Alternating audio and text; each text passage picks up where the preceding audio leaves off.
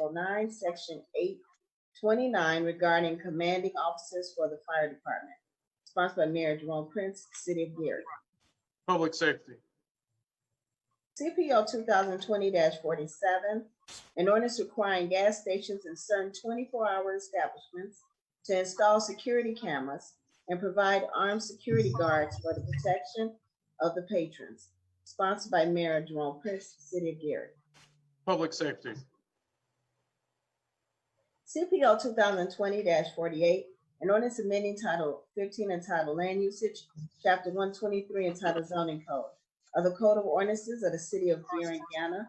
Petitioner Tisha Smith, Sunflower Preschool LLC, 339 to 41 Fillmore Street, Gary, Indiana. Property at 339 Fillmore Street, Gary, Indiana. Planning and development. CPO 2020-49, an ordinance amending Title 15 entitled Land Usage, Chapter 123 entitled Zoning Code of the Code of Ordinances of the City of Gary, Indiana. The petitioner is Ashley Cardwell, 1979 Tennessee Street, property at 1979 Tennessee Street, Gary, Indiana. Planning and development. CPR 2020-13, a resolution of the Gary Common Council granting Gary Broadway Lofts LLC an asset valuation deduction tax abatement of real property pursuant to Indiana Code 6-1.1-12.1, sponsored by Mayor Jerome Prince, City of Gary, Ronald Brewer, Councilman at Large, Indiana Redevelopment Commission, and the Office of Community Investment. Planning and development. CPR 2020-14, a resolution by the Gary Common Council in support of Edgewater Health for meritorious service during the COVID-19 pandemic and establishing August 9th through the 15th, 2020 as National Health Center Week in Gary, Indiana. Sponsored by Cozy Weatherspoon, Councilman of the 2nd District. Arts, history, and culture. CPR 2020-15, a resolution of the Common Council of the City of Gary expressing support of the Gary Community School Corporation tax referendum, sponsored by Linda Barnes Caldwell, Councilwoman of the 5th District. Finance. Mr. President, ends assignment of pending ordinances and resolutions. Thank you, Madam Clerk. Mr. President, Councilman Brewer is recognized. Planning and Development has before CPO 2020-43. I approve this report now for the council. Councilman Weatherspoon, Yes. Councilwoman Atkins. Yes. A majority of the Planning and Development Committee has approved CPO 2020-43 to be reported out. Mr. President, Councilwoman Brown. Finance Committee has before it CPO 2020-44. For the record, I approve this ordinance for reporting out to the council. Councilwoman Caldwell yes, and Councilman Godwin. Yes. Mr. President, a majority of the Finance Committee has approved CPO 2020-44 for reporting out to the council. Finance Committee has before it CPO 2020-45. For the record, I approve this ordinance for reporting out to the council. Councilwoman Caldwell yes, and Councilman Godwin. Yes. Mr. President, a majority of the Finance Committee has approved CPO 2020-45 for reporting out to the council. The Finance Committee has before it CPR 2020-15. For the record, I approve this resolution for reporting out to the council. Councilwoman Caldwell yes, and Councilman Godwin. Yes. Mr. President, a majority of the Finance Committee has approved CPR 2020-15 for reporting out to the council. Thank you, Councilwoman Brown. Mr. President, Councilman Brewer. Planning and Development has before CPO 2020-46 and CPO 2020-47. I think it's CPO 48 and 49. Thank you. I just do them one at a time. CPO 2020-46. No, it's 48. 46 is public safety. You're right. 48 and 49. Thank you. And 2020-13. If there's no adjustment, may I do all three at the same time? Yes. Mr. President, the Planning and Development Committee has before it CPO 2020-48, 49, and CPR 2020-13. I approve these to be reported out before the council. Councilman Weatherspoon, Yes. Councilwoman Atkins. Yes. A majority of the Planning and Development Committee has approved CPO 2020-48, 49, and CPR 2020-13 to be reported out. Thank you, Councilman Brewer. Mr. President, Councilman Williams. the Public Safety Committee has before it. Can I do both of them at the same time as well? Yes. President, the Public Safety Committee has before it CPO 2020-46 and 2020-47. For the record, I approve the ordinance of reporting out to the council. So, Okay. Councilman Godwin, Councilman, yes. Councilman Brewer. Yes. President, the majority of Public Safety Committee has approved CPO 2020-46 and 47 for the council. Thank you, Councilman Williams. Councilman Weatherspoon. Oh, I'm sorry, President Godwin. The Arts, History, and Culture Committee has before CPR 2020-14. For the record, I approve for reporting out. My committee, of course, Council Lady Caldwell, yes, Councilman Williams. Yes.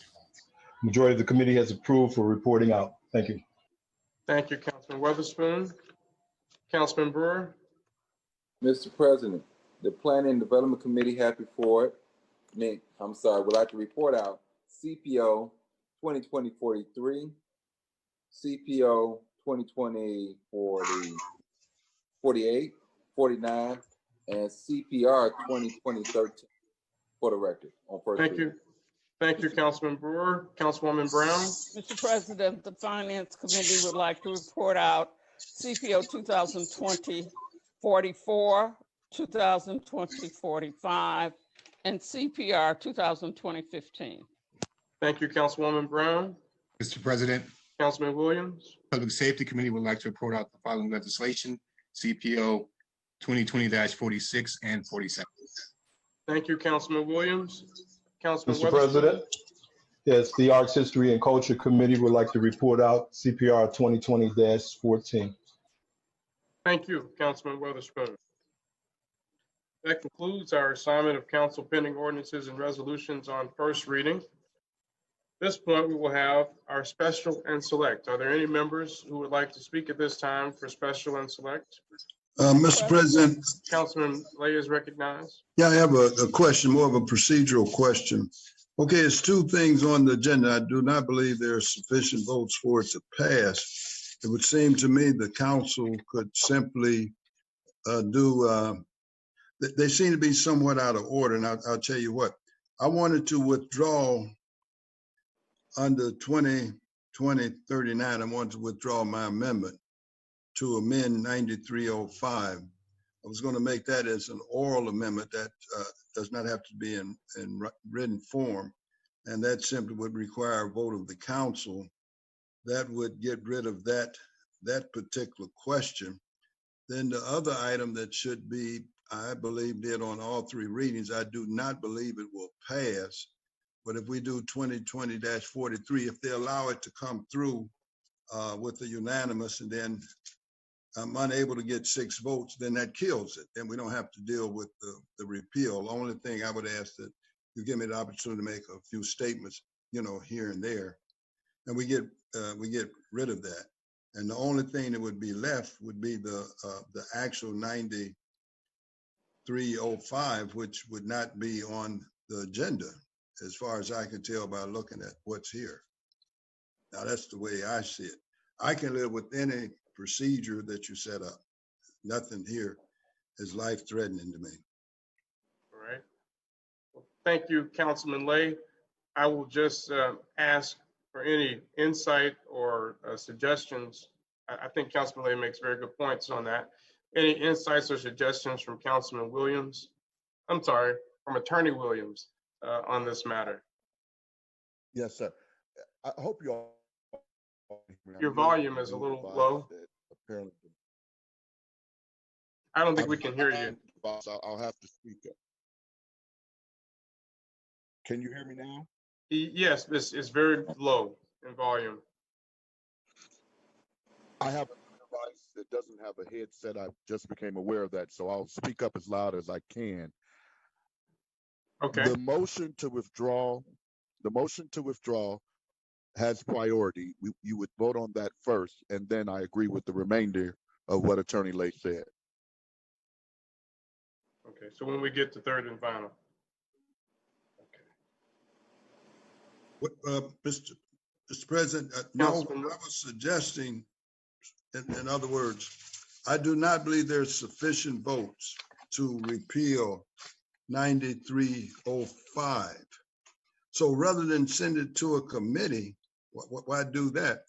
Just let's try to do it on all three readings. I'm prepared for it to be killed. That's not a shocking thing to me.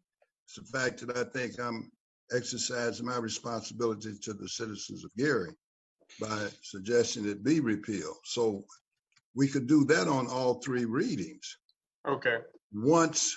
And so I explained to the council members, let it through and then you can kill it. By the mere fact, I don't have 6 votes, although I haven't went out to try to get 6 votes either. I'm just saying, I do not believe they exist. So that way, that would be gone. But I want to move 2039 all the way up front somewhere and simply do an oral motion to withdraw my amendment. And then the council, Ms. McCready sent out a letter the other day. Again, at least now she uses my full name. It was Mr. Now it is Elise Clorius. I don't know what I'll be next time she sends something out. But I seem to have lost 2 earned positions, both that of councilman as an attorney, but I'm not overly concerned about it. So why don't we do that? And that gets, those 2 things, really out of the way, because I don't believe they should, go to committees and all of that. We'd be wasting the council's time to do that. Are you following what I want to do? I think so. You want to do that now. So you basically, okay. So there's a motion to hear CPO 2020-43 on all 3 readings. Is that correct? Well, but the first thing I want to do is Withdraw. Is the withdrawal. But I want to make a verbal motion. It's not necessary to have a written document. Okay. Motion to withdraw. That is now in the hands of the council. So if the council rejects it, then that amendment stays there. I mean, what you do with it, I don't know, but it stays there. So it's up to the council. It's up to the council what they want to do. So if it's with your permission, Mr. Chairman, at this time, I move that my amendment to 2020-39 be withdrawn. Is there a second? Second. It's been moved and properly seconded. Any questions or discussion? Mr. President, not so much to the I guess it is to this motion here that's been put forward. Why not just withdraw CPO 2020-43 from the agenda? Oh, I'm not going to withdraw that. That's 2 different items. Why would I do that? You was asking about No, sir. I'm going to ask. No, you're confused. Let's try to be clear. 2020-43 is a motion to repeal. Right. What I'm doing is making a motion to withdraw my amendment. Amendment, repeal. You see 2 different words here now. One is an amendment, one is an appeal. 43 is an appeal. Right. 39 is an amendment. I'm Right. asking that that be withdrawn. I don't have to do anything with 43. I'm going to ask for a vote on 43, and I'm going to make comments. Well, that was my point. You said that you don't believe that the votes are there and you just want to go ahead and kill it and get out the way. I was just asking why not just withdraw it from the agenda then, that's the case. No, I'd like to see I don't know that to be the case, Mr. Brewer. I suspect if we both discussed who went forward and tried to get votes, you may find that there has been a discussion by other people. I haven't done it. That's all I'm saying. I don't think there's votes. Part of that is that, of course, Councilwoman Brown removed her name, so I would assume she's going to be voting in favor of 2043. There are two different motions, so Okay, I'm going to comment on 43, why I think it should be repealed. okay. So that's all. That's all. Okay. But I was just saying, rather than, I thought you might send it to a committee. That's what I meant. Why waste the council's time sending it to a committee for it to come back to another meeting? You know, Okay. yeah, that's all. I was looking out actually for the benefit of the council, not so much for me. Because I'd like to see it pass. I don't think it will. All right, thank you. Any other questions or discussion about the motion on the table to withdraw CPO 2020-39?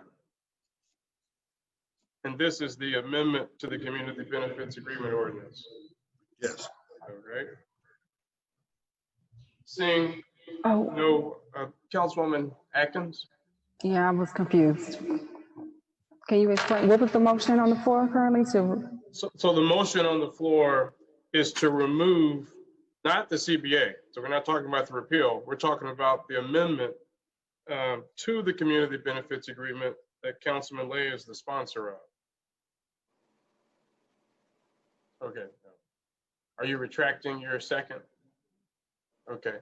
So Councilwoman Atkins is retracting her second to the motion to withdraw CPO 2020-39. So I will ask again, is there a second? Second. It's been moved and properly seconded. We'll continue with, by Councilman Williams. We'll continue with questions and discussions if there are any. I will just say that, you know, I don't have a problem with the amendment being withdrawn. I think we have an ordinance that's already on the table. We'll see what happens with the vote to repeal.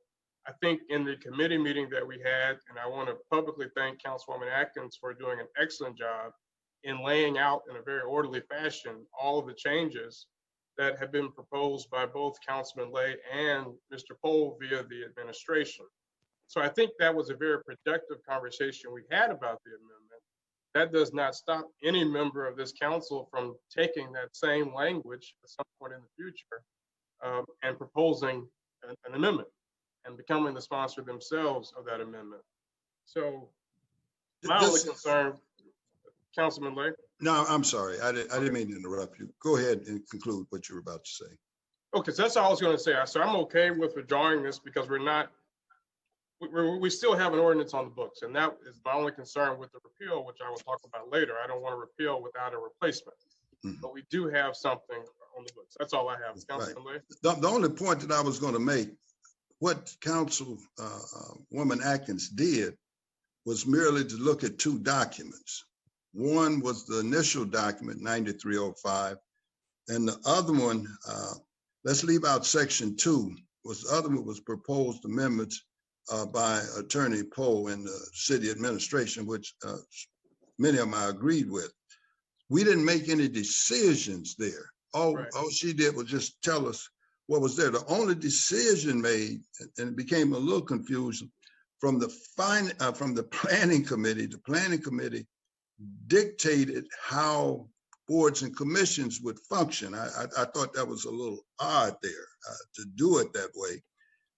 In other words, and what I was told later this afternoon is that that resumes have somehow been sent out.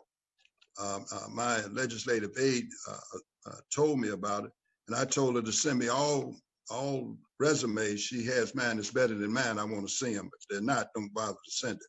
So again, that's something's going on right now that's being done from the planning committee, which at best is strange, but it probably isn't strange any longer to me. But it shouldn't be coming out of that committee. That's the only thing I was saying. And I'm not taking anything away from attorney. I'm sorry for Councilwoman Atkins, but no decision was made. She just simply said what's there and what was attempted to be put there. We didn't make a decision on any of that. Right, right. That's what she did. Okay. I stand corrected if there was, I didn't want to indicate there was a decision. I just thought it was a very orderly discussion. Oh, it was, it Really was. bring I out can't the take that, but it's no decision. Yeah, that was absolutely, that was some grunt work done there. So I always like to see people do that type of work. But I just thought I'd make sure. I wasn't sure if that's what you were saying. I agree, no decision was made.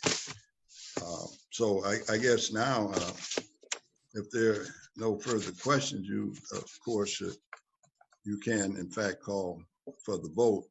Mr. President, Councilman Brewer? there was no decision made, but there were dialogue back and forth and suggestions that was made during that meeting. And the conversation came up, the portion came up at the time was about the members of the CBA. And my recommendation was to the committee and to council members that we seat the current members. We went back and forth, went from a number from 17 on down to a number of 9, where we gave the mayor, well, the suggestion was to give the mayor 3 appointments and we seat at least 6, well, the suggestion was to seat at least 6 of the commissioners, the CBA commissioners there. The question came up about resumes and knowing who these people were. And Mr. Leahy may ask to see those resumes. So I made sure that the council got those resumes and everyone else was able to see them. I do apologize for you all getting them late, but my email has been changed and the resumes were going to a different email that I was not aware of. And as soon as I got them, I was able to make sure that I sent them out to everyone. So that's how that discussion came up. Yeah, but Mr. Brewer, I wanted 2 things done now. Don't separate them. In other words, without the interview, I don't care about the letter of interest, nor do I care about the resume. I can't tell any, that's paper. And again, I was told late today, Ms. White indicated to me, and you, of course, sometimes people think I lie about stuff. I hate lying. That's pathetic to me for adults to lie. You certainly can verify. She called me and asked me, and I gave her some ground rules. So every resume that's better than mine, let me see it. If it's not, I don't want to see it. But I wanted 2 things done. It wasn't just the resume, it was the interview. So I was asking, they're traveling hand in hand. One without the other is documents. A person can put anything on paper, and then you don't have the opportunity to certainly trying to confirm and ask them things about it during the interview. I have never received anything of any substance where I wasn't interviewed. And I mean, all the way, I've always been interviewed.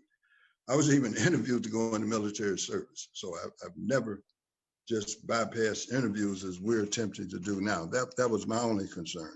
And again, I suspect that will pass, that they don't have to do anything but send paper to the council. And next week, it will be somebody got to send everything but their youngest child in order to be on a committee. So I understand that too. I don't have a problem with it. I was just trying to correct exactly what I wanted. I wanted both things. I didn't want just a single thing. Resumes don't mean anything to me. I don't think anyone, that includes Mrs. McCready, any of them will produce a resume better than mine. And I certainly would submit to an interview. All right, thank you. I just wanted to say that part of the spirit of those discussions, as I recall, and it's certainly absolutely no slight to Councilwoman Barnes Caldwell, who's chair of the Boards and Commissions Committee. The concern was that this particular group had worked with the previous administration, worked with city officials, worked with council members to get this done. It was a grassroots, bottom-up effort, which I think is the most beautiful thing you can have in a democracy. Not top-down, but bottom-up, something that citizens wanted, and they were able to get it passed. And so the concern was we didn't want to dismiss the work that these folks had done in coordination with us and with city officials.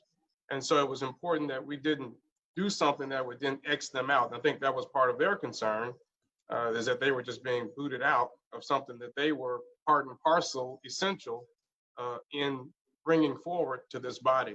So that was I think the spirit of why we wanted to name particular individuals who had already shown themselves to be engaged and involved, whether it was in our various committee meetings we've had on this topic and council meetings on this topic. So that was my understanding of the spirit of not to go around boards and commissions, but this is a unique situation in that it was a public group that brought this to us. And again, Mr. President, I think basically am the only one suggesting all of this. At no time have I suggested that they could not apply.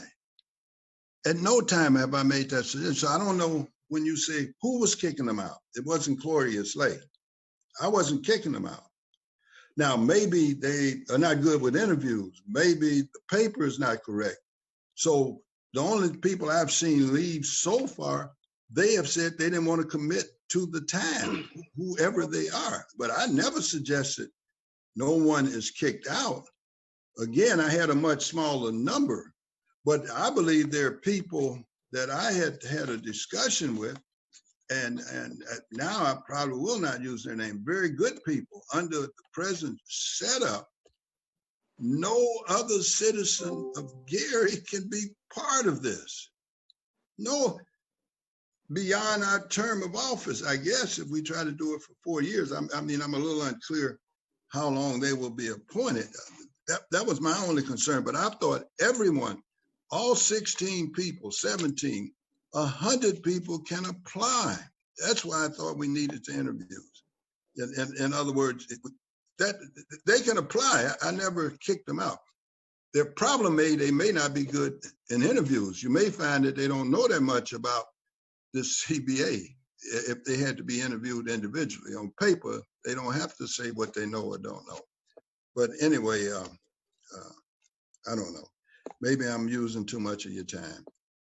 Well, I would just say, and I don't want to belabor it either, but, look, it was a community-driven effort. And as I've said before, I don't have a problem with interviews. I don't have a problem with resumes. I do think the question was, if you open it up where we're appointing folks, right, and it's just an open application, I can understand why this particular group would think they might get booted out, or that there was maybe some ulterior motive to cut out certain people who had played a vital role in creating it. Now, in terms of qualifications, as I've said before, we're not asking them to be the redevelopment director or to be the zoning person or planning director. It's a citizens group. And so the spirit of a community benefits agreement, whether here or across this country, is about its grassroots. They're not meant to be experts. They're meant to be engaged citizens. So I think the concern they had, which I understood, was that if you just don't include them as part of the amendment, there's a strong chance that there will be folks cut out in some kind of open process. So that was my understanding of it. Mr. President, Councilwoman Atkins?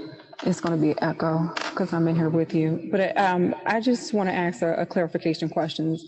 So for the last 2 months, I feel like we've been talking in circles. So the same concerns have came up. We've taken this particular amendment to the committee multiple times. The last meeting that we had was 3 hours. And yes, we went over 32 line items to get clarification to make sure that everyone was aligned in terms of what those suggested changes was in whatever section it was. So going forward, so it won't seem odd that those discussions in terms of what decisions need to be made for a new recommendation happens in the committee meeting. Where does that happen? What is it taking it back to the Planning Development Committee? Is it identifying someone else to, again, make new recommendations and then get assigned to P&D? And then within that committee, we're still going to have those same discussions in terms of the structure of the CCBA, or I can't remember, the CCBA organization. So, to Councilman Lay's point, he just said that those decisions in terms of structure and how it's met is odd to have it in the P&D committee. So where do we have those discussions? What will be the next step? Even if someone takes it up and sponsors a new recommendation, I feel like that's still going to happen in the Planning and Development Committee. So I just want to make sure that I'm interpreting that correct, because we will still have the same, 16 members or whoever was involved in the last conversations. So how do we move forward? We're talking in circles, and I can speak for myself. I'm supportive of this, but I want to make sure that it's a collaborative effort. I do agree that the administration should be involved and be able to present any additional changes, because let's be clear, they have made a number of recommendations. The bulk of the recommendations that I went over last week was from the administration, so they are involved in it. So how do we move forward? And I just want to understand, if I take it and sponsor new amendments and then get it signed, is that the right structure for us to then continue the conversation and make sure that we're marking towards a defined and a definitive resolution versus us continue to talk in circles? Councilwoman Atkins, which is why I said I have no problem. Look, this is Councilman Lay's amendment.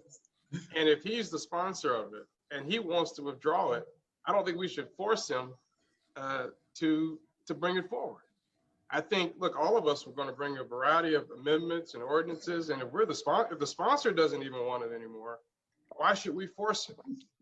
And I think, Councilwoman Atkins, I'd be glad to join you and anyone else in bringing back the good parts, the best parts of this amendment at a future time. So I think that would be the way forward I would envision.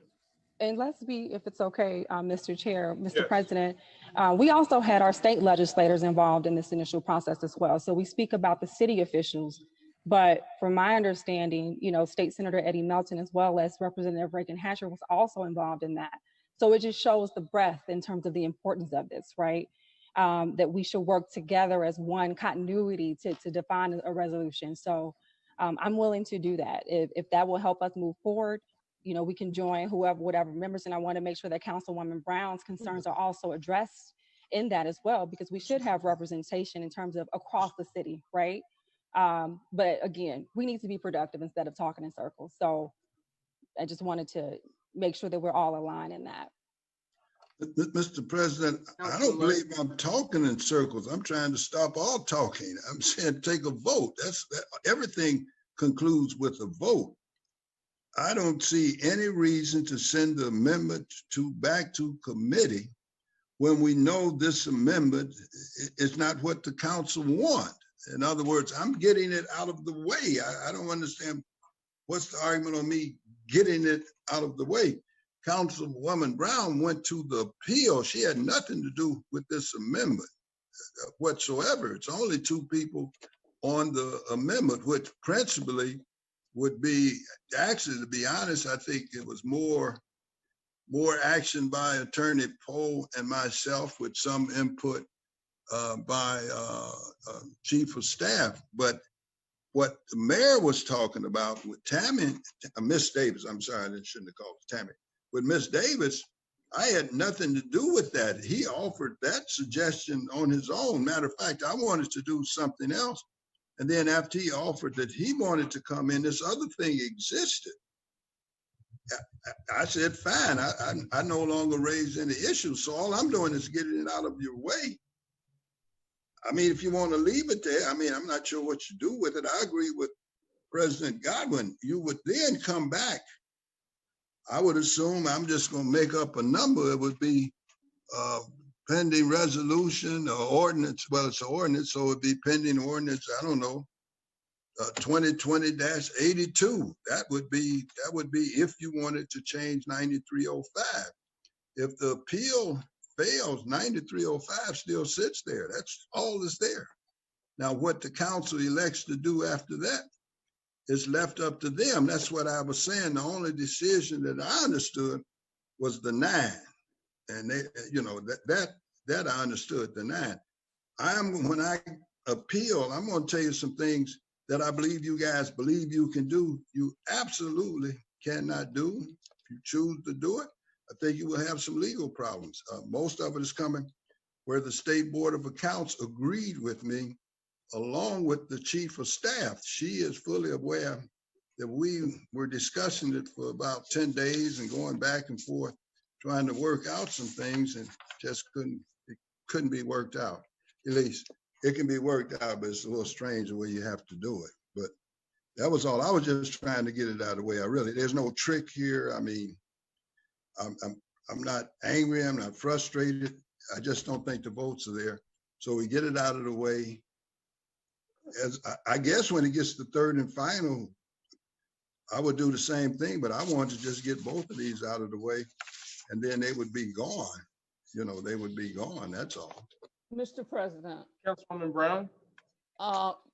as I said, when I withdrew my name from CPO 2020-43, is I felt that certain parts of the agreement were illegal, okay? That we were taking dollars that were public dollars, taxpayer dollars, and that this group was determining how the money would be spent. I felt that that was illegal, that any monies that are given that come to the city should go to the general fund. From the general fund, they should come to this council because that's what we're elected to do. And so that was my reasoning. I think that part is illegal, that no one other than this council, you know, if you recall, whenever someone gives a donation to the council, to the city, it comes to the council first. And the council in turn agrees whether or not to accept the donation. And so I think the same thing is true with the CBA agreement. If someone gives money to the city for whatever reason, then that money should go to the general fund, and from the general fund, it should come to this body. That's what we are elected to do. That's my position. Thank you. And I just want to say, I was going to quickly say, I agree. And I think that's something I agree with that. that we can put, but let me say this. The Corporation Counsel's office and the law department was involved in creating this ordinance. Okay. So I'm concerned that if something had an illegal action in it, and our own Corporation Counsel's office, obviously not Corporation Counsel McCain, but Mr. Pohl was there. If he did not raise that issue when you all voted on it in December, that's of concern to me. Because if there's something illegal in it, they have a role to tell us if we're doing something illegal. Right, I agree. And I think that in whatever amendment, if this happens and Councilwoman Atkins and others sponsor a new amendment, we should definitely make that change. Right. Councilman Brewer? Mr. President, that was talked about in section 4 in the committee, that we would definitely make those changes, that the money goes to the general fund. The conversation came about putting it in a non-reverting fund. So we did touch on what Councilman Brown is talking about inside the committee meeting. I believe we at a point now that there are some changes that need to be made, and this is what we've been talking about, taking it back to committee, and we've been discussing these changes that needs to happen. I don't think this needs to be repealed. I think we need to move forward, because I think the progress that we have made is just ridiculous to me to go back. My suggestion is, if Mr. Lay doesn't want any more parts of this, just remove his name as a sponsor, and I will go on as a sponsor on this amendment here, and we move forward with the changes that we already working on at this time. I don't know why I have to do that. In other words, I mean, now that is a circular argument. It's very convoluted. All I want to do is to withdraw. Whatever you ladies and gentlemen, want to do, you do. You just put it in writing and you do it, period. That seems to me to be simple enough. I don't believe 2020-39 was going to be passed no matter what we did today. Maybe I'm wrong. Maybe it was going to be passed. I was looking for it. I thought that Mr. Brewer would bring forward a written document. I used the word substitute when we were having this discussion. I asked a question. I said, I don't understand the process. I mean, I think maybe it was somehow perceived that I was joking. I didn't understand what we were doing, so I was getting lost in the process. And so I believe that something should have been done by Mr. Brewer or anyone else, because that's one of the reasons I gave you heads up. I didn't try to trick you with this. I gave you heads up. I gave you the days to talk to each other, go to coffee, eat meals, whatever you want to do. And I'm sure you made use of that time. So again, I was expecting something. I continued to ask Mr. Pohl Poe about that too. I said, well, have they now told you to do another amendment or whatever? And his remarks to me was no. And that would be, the law department would have to do it. But I will deal with how this ordinance came into existence. I think when you say Mr. Poe, again, he was directed to send it forward. He didn't draft this. I'll tell you the name of the drafters. Mr. Poe didn't draft it. His name is down there. But he wasn't really a drafter. He raised issues about it, as I understand, and he was advised that it would be settled by this council and CBA. In other words, he did raise some of the issues, maybe not to the details they were raised again. The ordinances, the statutes I will cite, I doubt, and I'll forget, probably very few attorneys have read these statutes. I like statutes, I read them, they're very clear. This council, along with other councils, have violated these statutes. I'm aware they have, but you shouldn't do it. So you can't look back in history. I'm going to give you a statute, say you can't hire nothing but your support staff. You cannot legally hire a compliance officer. That is absolutely over in the executive branch. That is 36444. I doubt very seriously if many people have read these statutes to the extent that I do.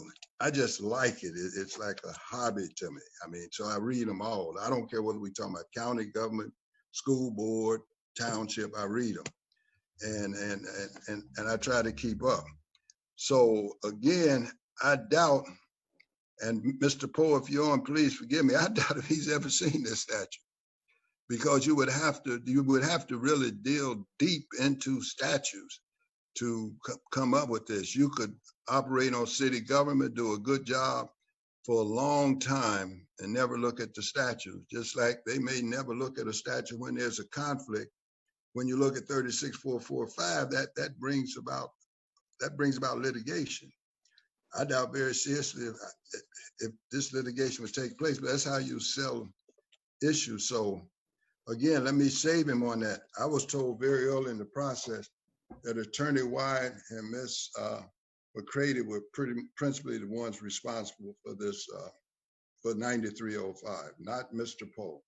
He was given it and told, fine, let it, and he put his name down as if he was drafting it, but it came from the sponsor. Now that's the way I have understood that to be the case, because I asked that very early.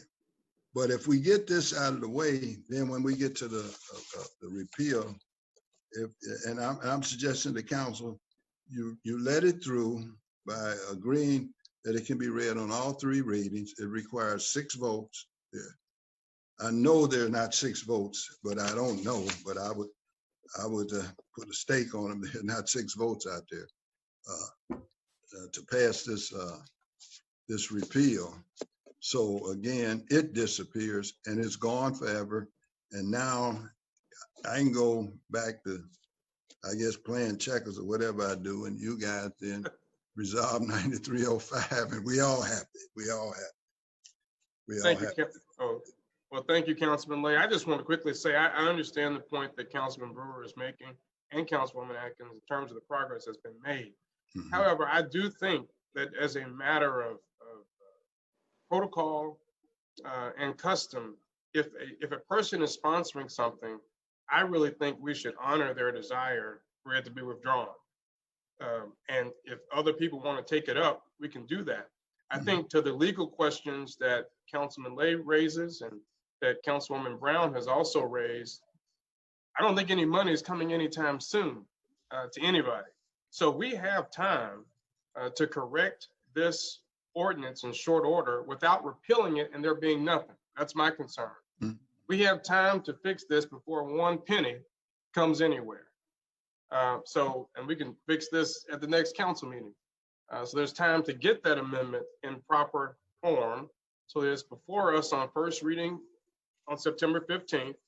We can call for a vote to hear it on all 3 readings. We've talked about it ad nauseum. and vote on it. So, and if we don't have a sufficient number of folks to hear it on all 3 readings, we can take it through the process and come at the first meeting in October to take it through its 3rd and final reading. I'll let it through on all 3 readings. I will not vote for it, but I will let it through. I will allow the council, out of respect for whoever makes it and the council itself, I will let it through and then cast a vote. So there you would need your 6 votes, that's all. But Mr. President, I would let it through. I wouldn't try to stop it. I see. Well, thank you, Councilman Lay. Councilwoman Barnes Caldwell. I would like it to go back. I'm not ready to vote on it. We do have changes that need to be done. Councilwoman Brown suggested it be citywide. My that boards and commissions does handle the resumes and letters of interest along with the 2 years, and they be staggered instead of 4 years, because you did say that it would be no limit, right? Councilman Brewer, you said it would be no limit, right? Correct. Okay. And we have some citizens that wasn't aware of the board forming, so they may be interested in, because they did say that all their members weren't interested in board members, correct? Well, that's correct. But I think we were trying to fulfill a larger number, and all the members didn't want to participate at that time. So that's when we decreased the number down. But Councilman Lay is trying to repeal it tonight. That's what he has on the floor now. No, I don't have, I got the motion to withdraw on the Withdraw, floor. I'm sorry, withdraw it at this time. That's his motion now. And not to repeal the ordinance, to withdraw the amendment. Yes. To the ordinance. Right, withdraw. And so I think, to Councilwoman Barnes Caldwell's point, if in fact there are the votes to withdraw CPO 2020-39, nothing stops us from continuing to perfect and improve a new amendment from a new council person to make all of these changes that we have talked about prior to it coming up for a vote on 3rd. Because right now we don't have any language, right? So all the things that we discussed and the changes we'd like to see, that does not exist. There's a lot of changes for oral amendment, but that does not exist in writing, right? So what we need to do, if we withdraw this, that doesn't stop us from coming back and bringing that at the next council meeting in a completed form for us to vote on. And Mr. President, just to confirm for those who are tuning in too, that the original ordinance will still apply until that happens. That's correct, unless members of this body vote to repeal it. Yeah. All right. Right. Okay. So let's, Councilman Brewer. One last statement here. You have 2 sponsors down here, Councilman Cloris Lay and Mayor Jerome Prince. How does that work? You have it's the mayor and agreeing. Is the mayor on speaking that he wants to withdraw his motion also too? He authorized me to speak for him in this case. So I don't know where he is, but let me put it this way. He's killed the MOU. I will talk to that. But again, if you guys want to keep this foolishness going, 2039, for what reason, I don't know, then vote. Let's just take a vote. He's authorized. I'll take the chance that he don't phone in and say, I'm not telling the truth.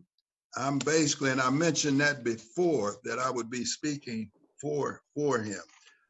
Basically, he's there because I asked that his name be put there. I was trying to create, it's called a process of working together. A shorter way of saying all that foolishness I just said is cooperation. What I was trying to do, my initial belief was to repeal. I talked to our president and he suggested, well, could I amend it? So I've attempted this amendment, but my first inclination was to get rid of the thing altogether. And I will show you why when I argue very quickly the repeal. So again, do what you feel comfortable with. We're calling for a vote. Everyone is over 21. Let's just call for a vote. You vote it up or down. That'll take care of it. I don't see any other way to do it. I'm not going to withdraw it, and I'm not going to pass it to you. So that leaves for a vote. All right, so we've had quite a bit of discussion on this, and just to remind everybody where we are not repealing the community benefits agreement. There is a motion on the table to withdraw an amendment to the community benefits agreement that is currently sponsored by Councilman Lay and Mayor Prince, okay? So that is the vote that we are about to take about whether we will withdraw this amendment, okay? I think it's time for us to move forward. We have quite a bit of more work to do, unless there's something vital to discuss. All right, roll call, Madam Clerk. Councilwoman Atkins, Abstain. Councilman Brewer, No. Councilwoman Brown, You're muted.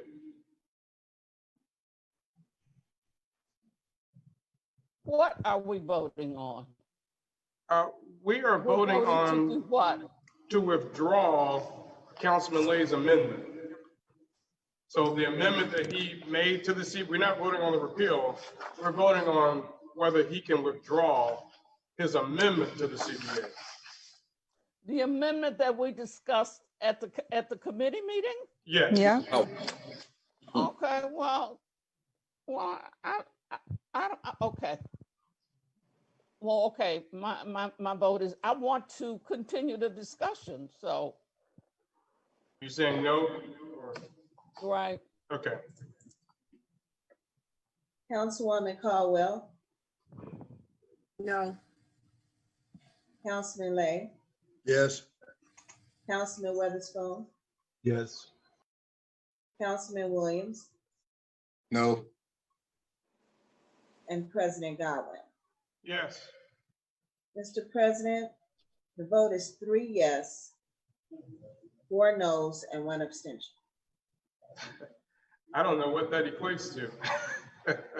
Well, that kills the motion, my motion. Right. I mean, how? Absolutely. Yeah, To that remove kills- The motion fails for lack of sufficient votes.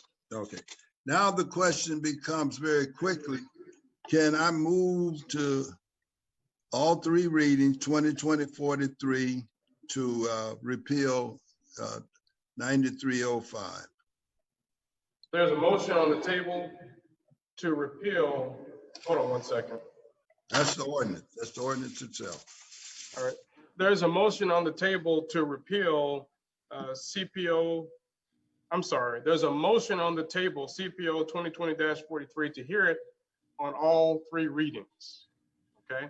And that requires a unanimous vote of the council members present in order to hear CPO 2020-43 Order, on Mr. all 3 President. readings. Councilman Brewer? How are we doing this? We're all out of order here. We're not even following our agenda. We're just grabbing things as we feel like it now. We're not The even mo- following at this time. Right. We're not. The motion that I made is 20-2039. Now, the attorney just explained we had to do that first. We're Right. not out of order. But All how? we're saying is we're not out of order. The chair has granted it. So now give me the procedure that you're using to say we out of order. You're not What following- procedures are putting us out We of was order? inside a special and select, for one. We was inside Right. special and select. Right, right. You went and asked for your motion to, your amendment to be pulled. At that I asked the chair. I asked the chair. Wait a minute. I asked the chair. On 39. I asked the chair. You asked the chair on 39. Now, how do you get around the chair? The chair granted it. Did you He appeal the granted 30. ruling of the chair? He granted 39. Yes, I am appealing the, No, motion. you didn't at the time. You waited too late now. Yeah, I know you don't, you waited too late. You've allowed a vote to take place. Go ahead. No, let's not go ahead, Mr. Brewer. You've Yeah. allowed a vote to take place. So let All me just say this. I think Let him read the rule. Tell him read the rule right now. He's a parliamentarian. He allowed a vote to go past him. Go ahead.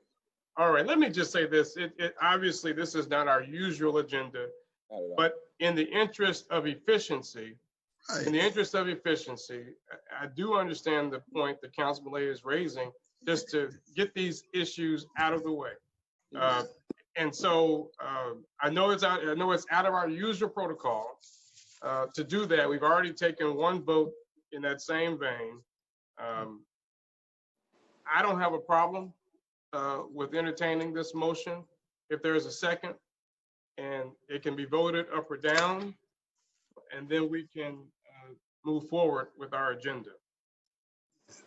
So there was a motion on the table. Is there a second? This is to hear CPO 2020-43 on all three readings. Again, that requires a unanimous vote of the council. So obviously, if you don't vote to hear it, then we won't hear it. Is there a second? Second. It's been moved and properly seconded by Councilman Weatherspoon. At this time, I will allow Councilman Lay to give an overview. I guess we don't really need an overview at this time. We're just saying whether we're going to hear it. Right. So it's been, any other questions or discussion? May I speak to it? Yeah, Councilman Lay. It's simply in the same way I've agreed with President Godwin that whatever you bring forward, I will allow it to be read on all three readings. It's called a respect for yourself and the body. In other words, you let it come forward unanimously, and then you vote to kill it. You kill it off. So I'm suggesting that everyone allows it to come through 2020-43, and then I will give an overview, and then we vote. You know, of course, you would have your discussion, and that ends it. I need 6 votes if you let it through. If you don't let it through, it's standing there going into the planning committee. I mean, that's the only place it can go. It's been assigned to the planning committee, so it would be there sitting in the planning committee. And I'm saying, let's get rid of it if it's not going to pass, and you go on with 9305, and I will not be in your way. I will simply speak to it and say why I think it should be repealed, and give you some other information, and that's it. That's it. And some of it you may decide to use, and some of it when you amend or whatever you're going to do, or you may decide that you know better and you do it your way. Like Frank Sinatra said, I did it my way, so you can do it your way. If your way don't work, you got a problem. So I'm asking the council to allow this out of respect, not necessarily for me, I don't think you have that, but a respect for the position of councilman. That's the reason you allow it through, not for Glorious Lake. Let it through, and then we vote on the repeal itself, and we get rid of it, and that's it. Or pass it, and that's it. Right. Well, I will say, I understand it's a spirited conversation and issue, but I do think that all of us over the next 3 years are going to have ordinances and resolutions that we want to be heard on all three readings. And while we may not like the substance of that ordinance, I think Councilman Lay makes a wise point in terms of collegial camaraderie, that all of us at some point have already asked or will be asking to hear things on all three readings. Of course, there will be an opportunity to discuss it, all the issues with it. I've already expressed my concerns with it. We can't repeal it and not have something to replace it with. So all of us can have that vote, or we can, you know, if there's not unanimous, then we'll drag this out over the next 2 weeks and then do this, what we're doing right now, 2 weeks from now. So I just think that's important for us to keep in mind, that all of us are going to need unanimous votes at some point if we're going to bring something on third and final. So that's all I'll say about it. Excellent, Mr. Chairman. Or they'd never get another one from me if you're gonna say no. Because I'm saying vote it through, kill it, let it come through. And I will allow yours to come through. I won't necessarily vote for it, whatever it is, but I'll allow you to get it through out of respect for you and the council itself. That has been discussed with Mr. Brewer, Attorney Williams. I've discussed it. And if Mr. Brewer is truthful, I will let it through. Whatever you come up with, I'll let it through on all three readings. I mean, you know, to be done on all three readings and then cast the vote. In many cases, no, but I will allow it to come through. And I'm asking you to do that, to allow it to come through. Well, you laughing, but didn't we have that discussion? Didn't we have it? You asked me to allow it to come through. I agree. Disrespectful. I would let it come through. All right. Any other questions or discussion before we vote? Again, just as a reminder, we're voting to determine whether we will hear on all three readings CPO 2020-43. We aren't passing a vote on the merits of it. We're just simply saying, can it be heard on all three readings this evening? So it's been moved and properly seconded. We have questions and discussions. Any other questions and discussion? Mr. President, Councilwoman Barnes Caldwell. what did we vote on a few minutes ago? A few minutes ago, we voted on whether or not we would withdraw CPO 2020-39, which was Councilman Lay's amendment to the community benefits agreement. That failed, so we will take that up on third and final this evening. Okay, so now right now we're voting to hear his discussion on all three. Right. Not on the merits of Councilman it. Lay? Yes. Okay. And then we're going to vote on the merit of it afterwards. Right, yes. Okay. All right, any other questions or discussion? All right, roll call, Madam Clerk. Councilwoman Atkins, Yes.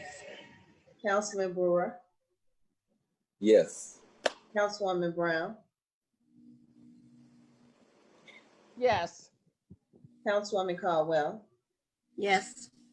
Councilman Lay, Yes. Councilman Weatherspoon, Yes. Councilman Williams, Yes.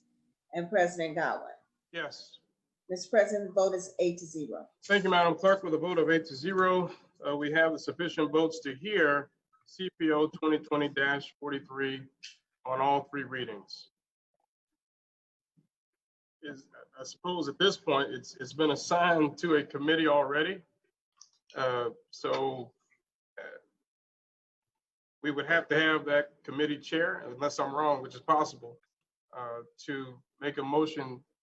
Mr. Chair, Attorney Williams?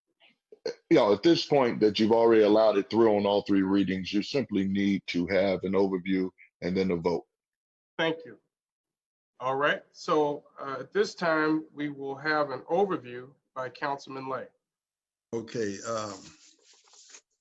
Ordinance 9305 presently treat the developers as if they're our adversary. In other words, the developer is a partner with the city of Gary. If we do not like the developer, then first of all, we should not give that developer tax abatement. So if we give the person tax abatement, then we certainly should set up a golden bridge as to how we can cooperate and get things done.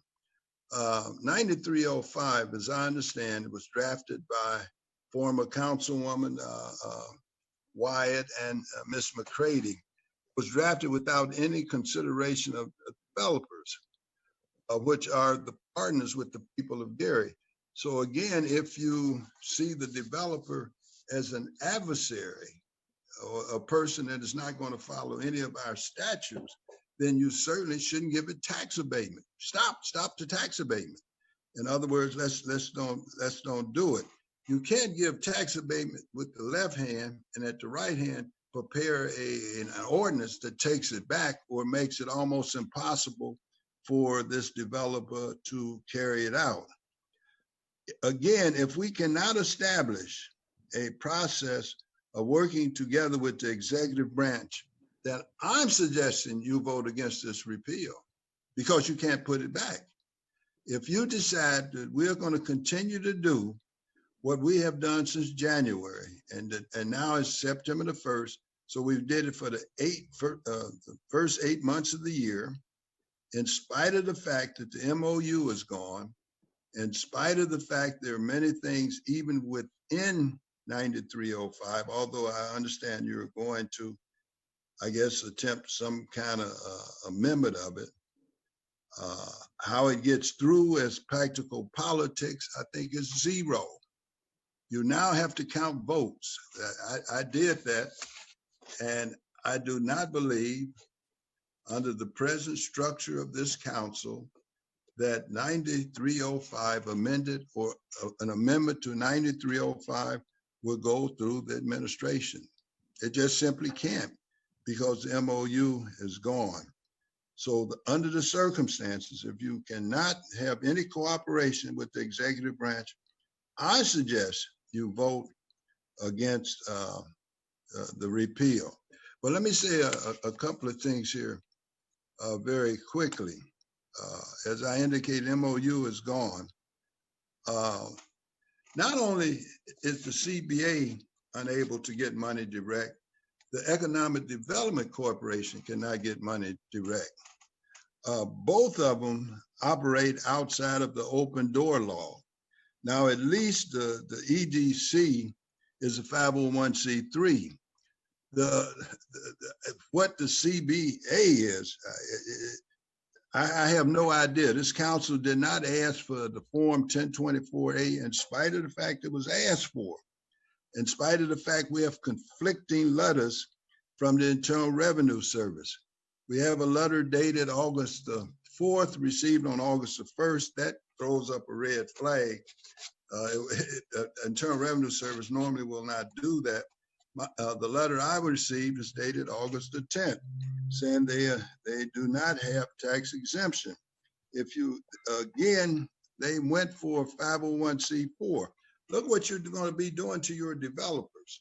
Every developer that comes along, you're going to ask them to give you $1. Now, whether this dollar is $1 or $100,000, it is not a deduction from their expenses. That literally makes no sense. It's not harmful to the city of Gary for a developer to be able to take a tax deduction.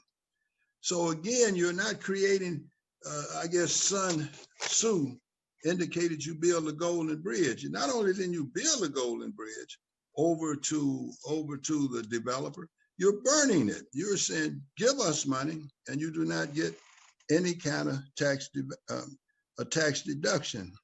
I think that is absolutely incorrect.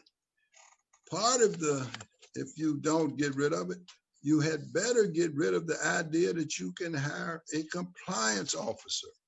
You think 10 have disappeared, get rid of the dollars, and I suspect more than that are going to disappear. You cannot hire a compliance officer that is under the executive branch. I realize you have done that before. It was wrong when you did it before. I believe it was Miss D. Hudson was retained. I think she was the compliance. It was wrong then, it will be wrong in the future. It would be just like you decide that the chief of police is inadequate. You cannot hire a chief of police. You cannot hire a fire department. Anytime you attempt to hire someone outside of let's say, support staff directly for the council, you have to have statutory authority. I'm going to read it very specifically. The legislative powers of a city is vested in the legislative body. All powers and duties of a city that are legislative in nature shall be exercised or performed by its legislative body. The legislative body of a city may not elect or appoint a person to any office or employment except as provided by statute. That is the law. If you do this, you are going to be audited by the State Board of Accounts. I talked to Sharon. I must apologize. I don't have her last name. But before I would do that, before I would attempt to move the money, let it go into the general fund. In the general fund, it would be isolated into a special fund within the general fund. I don't care what you name it. That certainly would not be usable by the city exec. But to come out of the general fund, it would have to be for a very specific purpose. And it cannot be to hire someone. I do not believe the EDC or the CBA is structurally set up, I think, set up to receive dollars. What does it do? It has received contributions and money has flowed into it and land has flowed into it, and at best is suspect. But again, if there can be no cooperation with the executive branch, none whatsoever, then you should vote against the repeal. I can't, but I think you should absolutely vote this appeal down. I do not understand or believe practical politics that you will have 6 votes as the council is currently established with our 8 members to ever get it through the executive branch. I don't think it can get through, no matter what it is. So again, I apologize. I do not anticipate in the future utilizing the time of this council. I think it's a waste of my time, not so much the council time, to do some of this grunt work. Again, I apologize the amount of time it was necessary to at least structurally try to get you to move in certain ways. But I'm gonna give you 3 statutes, 4 in fact, 36-4-4-2, 36-4-4-3, 36-4-4-4, 36-4-4-5. If you get to 5, you engage in litigation. Again, I can't speak to whether or not the executive branch would ever choose to litigate any of these issues. I would litigate the issue and settle it once and for all, where I have just absolutely disagreement. So again, President Godwin, and I certainly believe you've been fair. I cannot get rid of your fairness, but all funds from the Broadway loft must deposit in the general fund. If they send them anywhere else, they themselves will have, I don't know, they basically have misdeposited or missed something in terms of tax dollars. I think they would also have a problem with the State Board of Accounts. I believe most of this can be verified by a conversation with the Chief of Staff, Attorney Arlene Colvin. And again, I do apologize for the length of time. It's been very lengthy, but you will not have me to utilize your time. I'm sorry that you would decide that one former council person and one person who has never been elected has a greater interest in what occurs in this city than I do. This particular committee are creating a job for themselves. I'm not creating a job. I'm not going to be a beneficiary of anything here. They're creating a job. They've created a 501c4, which injures your developers. And so what you're doing, you're competing with other communities for development. And like I say, if you decide, as 9305 does, that the developer is an adversary, then don't give them tax abatement. If you don't give them tax abatement, then you don't have to worry about whether it's the CBA, whether they hire. I don't believe they're going to come. And again, I appreciate the opportunity, but I'm going to cut it off here because I've utilized a lot of time of the council. For this, I do apologize. Thank you, Councilman Lay. You raised a lot of issues. I will be voting no on this measure. I'm sure that's not a surprise for a few reasons. Number one, I think that it would be irresponsible of this body to repeal this matter without having any replacement to fill in the gap. I, for one, I can't speak for everyone, recognize that the spirit that even caused the whole notion of a CBA, community benefits agreement, to be on the table in the city of Gary is that for a long time, the city has given out things and received very little to nothing back. Certainly, I'm in the real estate arena. I meet with developers, talk to them all the time in my private life. And I know that we do offer a substantial value proposition. There's almost nowhere in the Midwest where you can buy land as cheaply as you can get it in the city of Gary, while also having the conveniences of proximity to major interstates, to an airport, to rail lines, and trucking. Just drive down US 20. It's clear that folks realize that this is a logistics and transportation hub. So I don't think we should sell ourselves short by thinking that the developer is an adversary. Trust me. No, it's not an adversary. No, the developer is not an adversary. Right, and I agree. And I think that we shouldn't think that the CBA makes them an adversary. I think the CBA holds them accountable. We know, obviously, a transplant, but it doesn't take long to figure out what has happened in terms of the investments of dollars into this city by developers. And I think, again, we have an opportunity to repair the CBA, to correct these issues. We've talked to the Corporation Council, talked to our own council to make the CBA right. And I know that there's questions about whether the EDC or others can receive funds. I don't know, Councilman Brewer, he's the president of the EDC. He might want to add some light on that because I know that the EDC does receive a lot of funds. I think some of that was generated as part of tax abatements or other incentives being granted. So I think there's time to fix these issues. I don't think we're going to get any money from MVAH partners anytime soon. Obviously, I want to let all council members speak, but I also think at some point we should allow Ms. Carolyn McCready with the CBA, since they were the folks that created this, to also give their response to this motion to repeal. Any other members at this time? Questions, discussion about the ordinance on the table?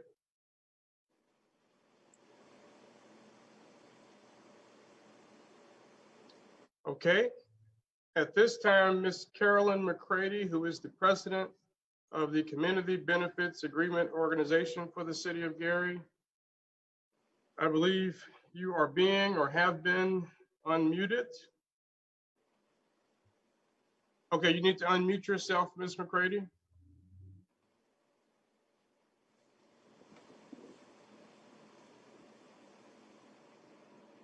Ms. McCready, you are muted.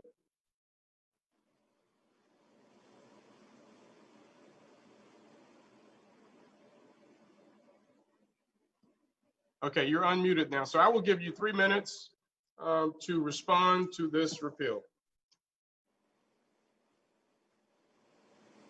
I can't hear her. I don't know whether we're having. You're unmuted, so.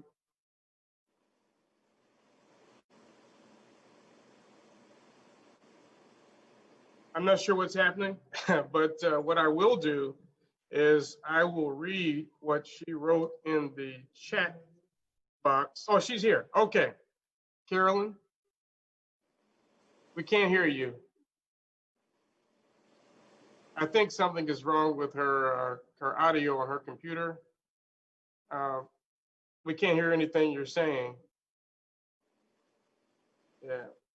So what I will do is I will just read what she wrote in the chat box. And if you want to write anything else, Ms. McCready, I will read that. But Ms. McCready says that the 15% from the developer would not come to the CBA committee, but the amount would be spent by the developer on a project determined by a committee in the impact area, or in our case, the district in which the project is to be developed. We talked about that before.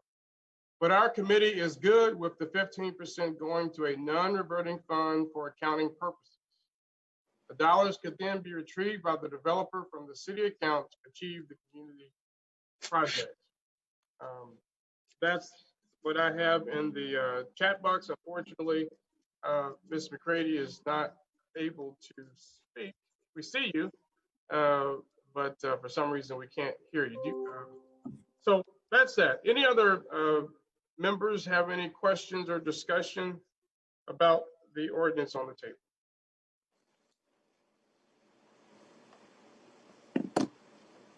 Okay, so just. Mr. President, I'd like to respond I was waiting to see if anybody else wanted to speak.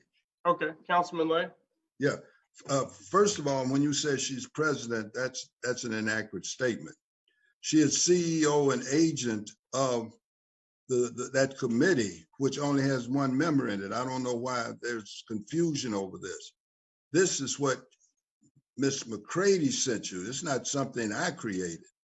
She sent it to you. She sent the corporation papers. There are two people mentioned in the entire corporation papers. One is Attorney James Dillon, who's sometimes called interim attorney. That's amazing myself. That sounds as if you're going to replace him, which I don't doubt. And the other thing, she is called a CEO agent. That committee itself, composed of 16 people, have no actual structure, no legal structure. Those are 16 people she appointed. Now, when you say 15% goes to the general fund, and you want 15% to EDC, that's 30%. Why are you? And again, I wouldn't know this developer if we actually met in the middle of Broadway. I don't know these people, don't need to know them, don't ever need to meet with them. But I do not believe you can do something. You can give them tax abatement in the left hand, and then in the right hand, you pass some kind of document that requires them to pay 30%. That to me makes no sense. Now, I'm not saying you should repeal it because of that, but that just shows you what is happening here. Is job is being created. I mean, why would you give 30% figure to these two organizations that you can't figure out exactly what they do? Now, let's talk about the EDC very quickly, since you gave them. What is the EDC? One of the principal things it was doing in the final years of Mayor Karen Freeman Wilson was to pay partial payment, as I understand, to Mr. Bo Kemp. I mean, it had no money other than maybe the initial money that came through years ago from Mid-America. Now, they may have gotten some from NIPSCO or some interim money. I don't know. But I was engaged in a litigation against Mid-America where I shut it down on the New York Stock Exchange. So I'm quite familiar with that flow of money. Some other items that moved in this Economic Development Corporation, when they closed the empowerment zone, and I'm not sure what year they closed the empowerment zone, they sent the Post-Tribune building and the art house into the EDC.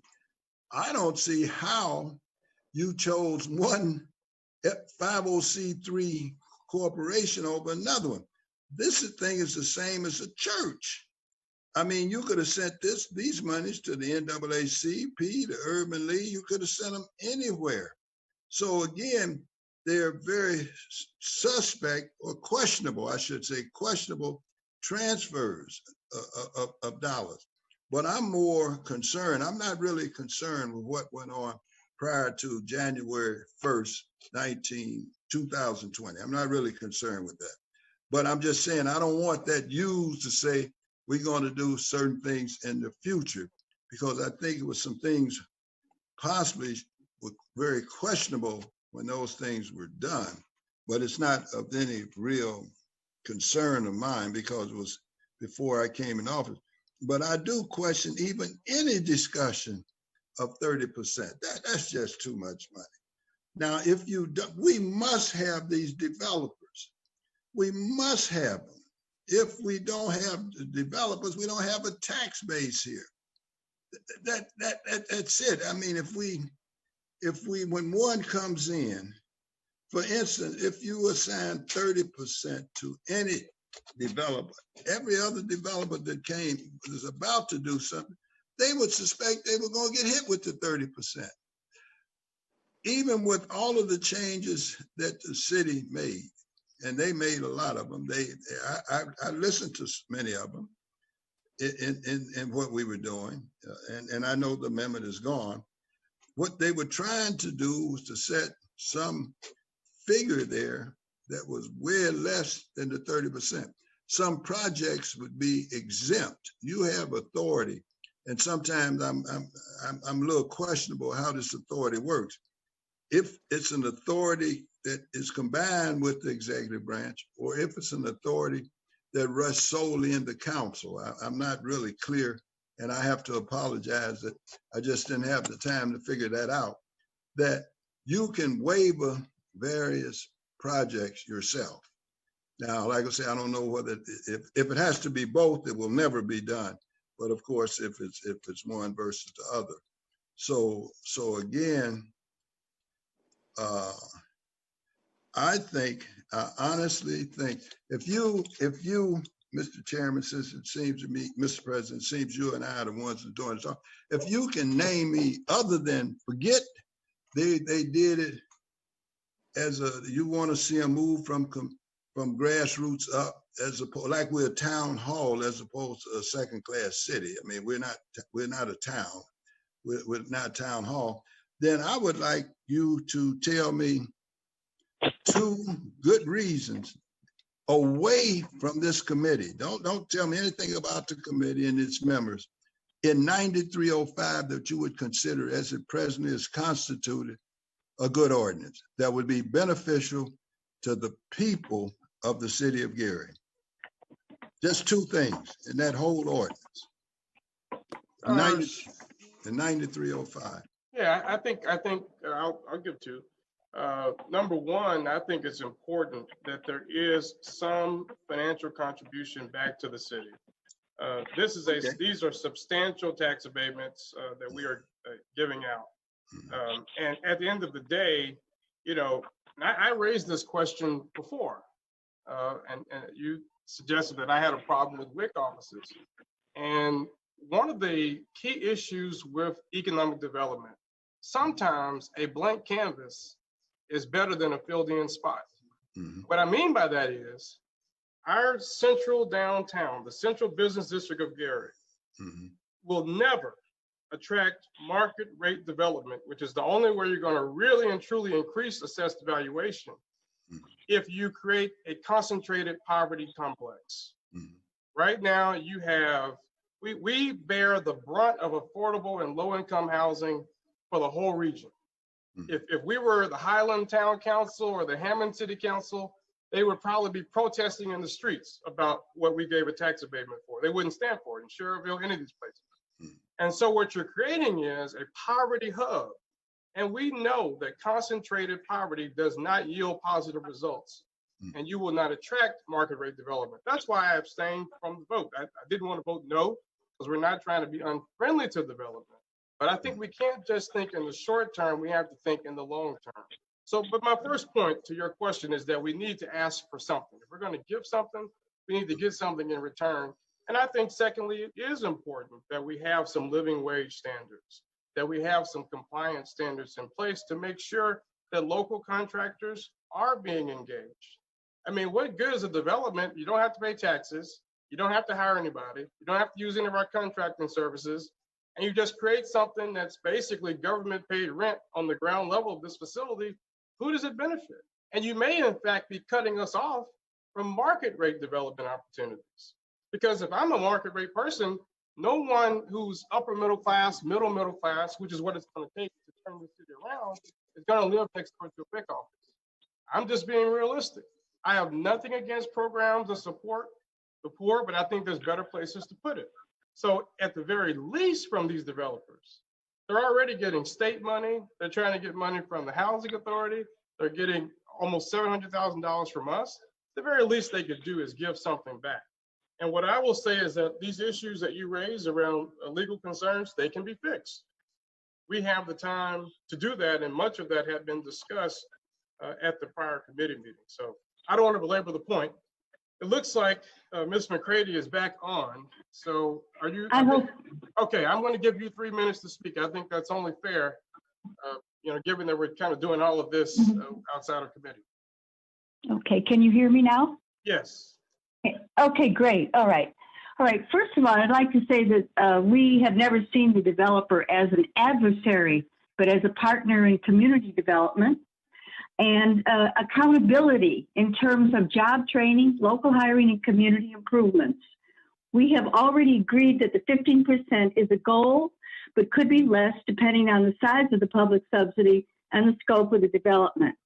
In regard to the 501c4 that Councilman Lay keeps talking about, we were asked or told by Mayor Karen that we needed to file, become a corporation in order to be able to receive the money that Spectacle donated for job training. It would never have gone to us. It was going to go directly to the Career Center to help rebuild the construction wing. And we filed papers to that extent with the IRS. It was on that basis and the rest of our papers that we were granted that status in February. But I'd also like to say that, the administration has said that they want to have a business-friendly CBA.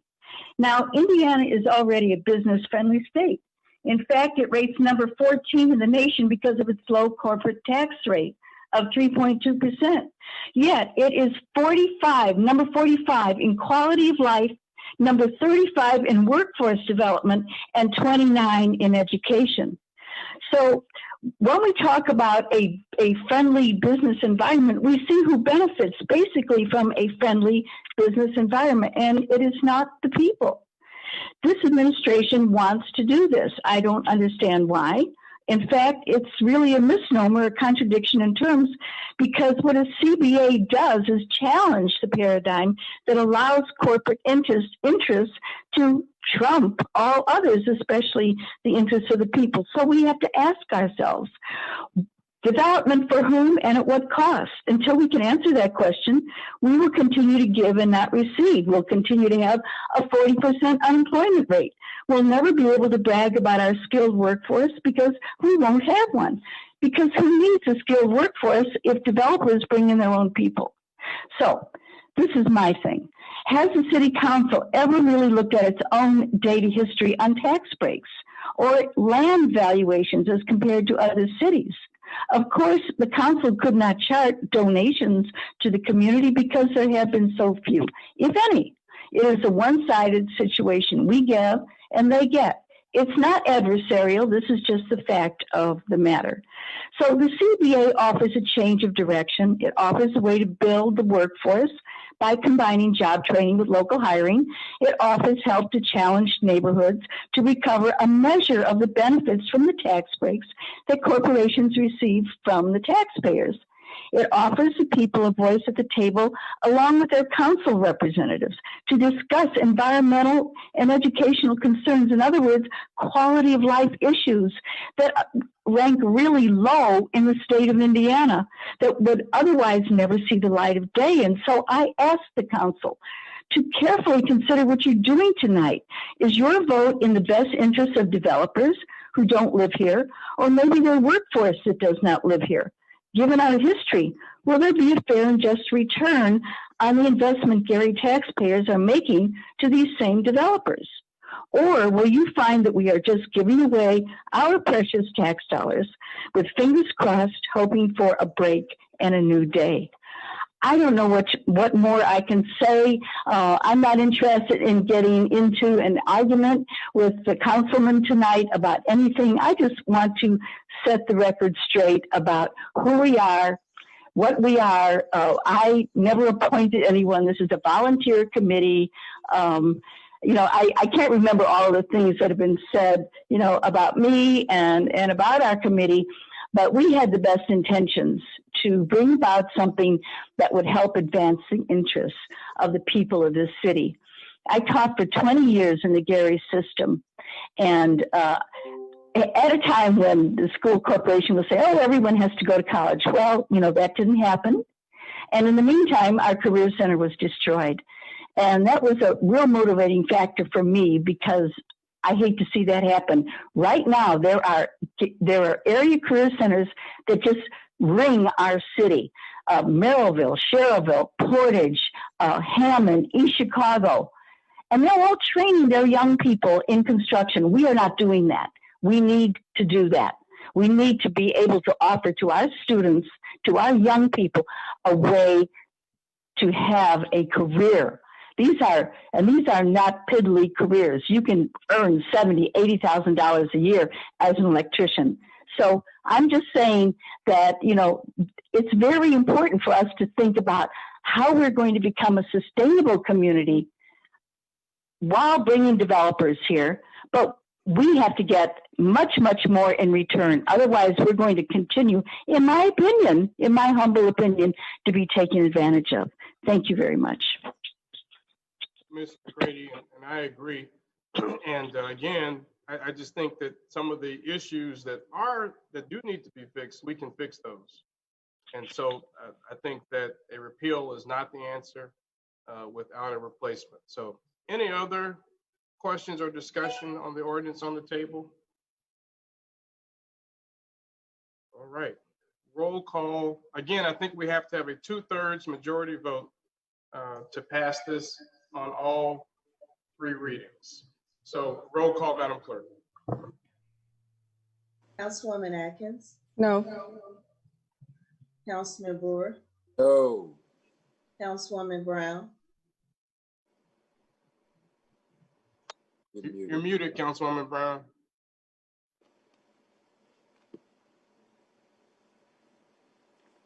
No. Councilwoman Caldwell, No. Councilman Lay, Yes. Councilman Weatherspoon, No. Councilman Williams, Yes. and President Godwin. No. Mr. President, the vote is 2 yes, 6 no's. Thank you, Madam Clerk. With 6 votes in the affirmative and 2 nay, this repeal fails for lack of sufficient votes. All right, so I think now we are back in our special and select. Forgive me, Councilman Brewer, but we did accomplish some things, and thank you for indulging us in that process. All right, members for special and select. I will just say, oh, I'm sorry, Councilman Williams. No, I'll sustain. Go ahead. Oh, I was just going to say that the first district will have a Zoom meeting this Thursday from 6:30 p.m. to 8 p.m. This is a community meeting. Of course, anyone throughout the city is invited to join us. You can call the council office at 219-881-1315 to get the Zoom instructions. You will also see the information on the Gary Common Council Facebook page. We will be discussing 3 main issues, and we're honored to have our Director of Environmental Affairs, Ms. Brenda Scott Henry, to discuss air and water quality in the city. We know we have a lot of manufacturing and pollutants and water issues. So we want to make sure that we're up to date on what's happening in terms of clean air and clean water. We will also have Mr. Eric Reeves, who's the interim park superintendent and executive director of community investment, to discuss work that is happening within our parks in Edna, Glen Ryan, Emerson, and Miller. So we'll talk about our parks and ways to improve those. And lastly, we'll have Ms. Millie Glenn, who is our Director of Code Enforcement, to talk about code enforcement initiatives, efforts, and making sure that the first district, like all the other districts, has someone who is specifically designated to ensure that our code is being enforced. Again, that meeting is this Thursday, September 3rd, from 6:30 to 8 o'clock p.m. Via Zoom. I'm asking that meeting also air live on Channel 4.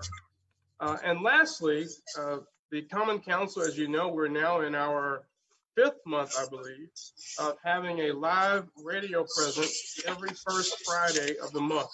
So we will be on the radio this Friday, September 4th, 2020, from 9:30 a.m. to 10:30 a.m.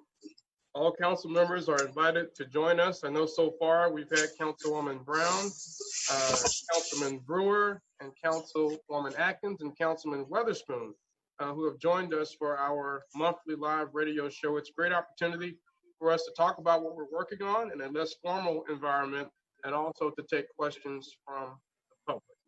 Thank you. Councilman Williams. Thank you, Mr. President. Excuse me. Thursday, September 17th at 6:00 p.m., we will host our second community forum meeting with two special guests. That will be Lola Morris with the Federation of Block Clubs and Mildred Glenn with Code Enforcement. All right. Thank you, Councilman Williams. Any other members for special and select? Mr. President, Councilwoman Atkins. 4th District, we do have the Table Talk with Ty session that is coming up. Again, these sessions are to give you guys an opportunity to engage with me and also submit suggestions for us to prepare for our community meeting, which will take place in the month of October. So that event will take place on September the 21st, which is a Monday at 6 p.m. We will have a Zoom option, remote, and then we will also have an on-site location. More details in terms of the on-site location will be posted on the Gary Common Council site. You also can call the office and speak to Ms. Karen Lane to give you the actual location.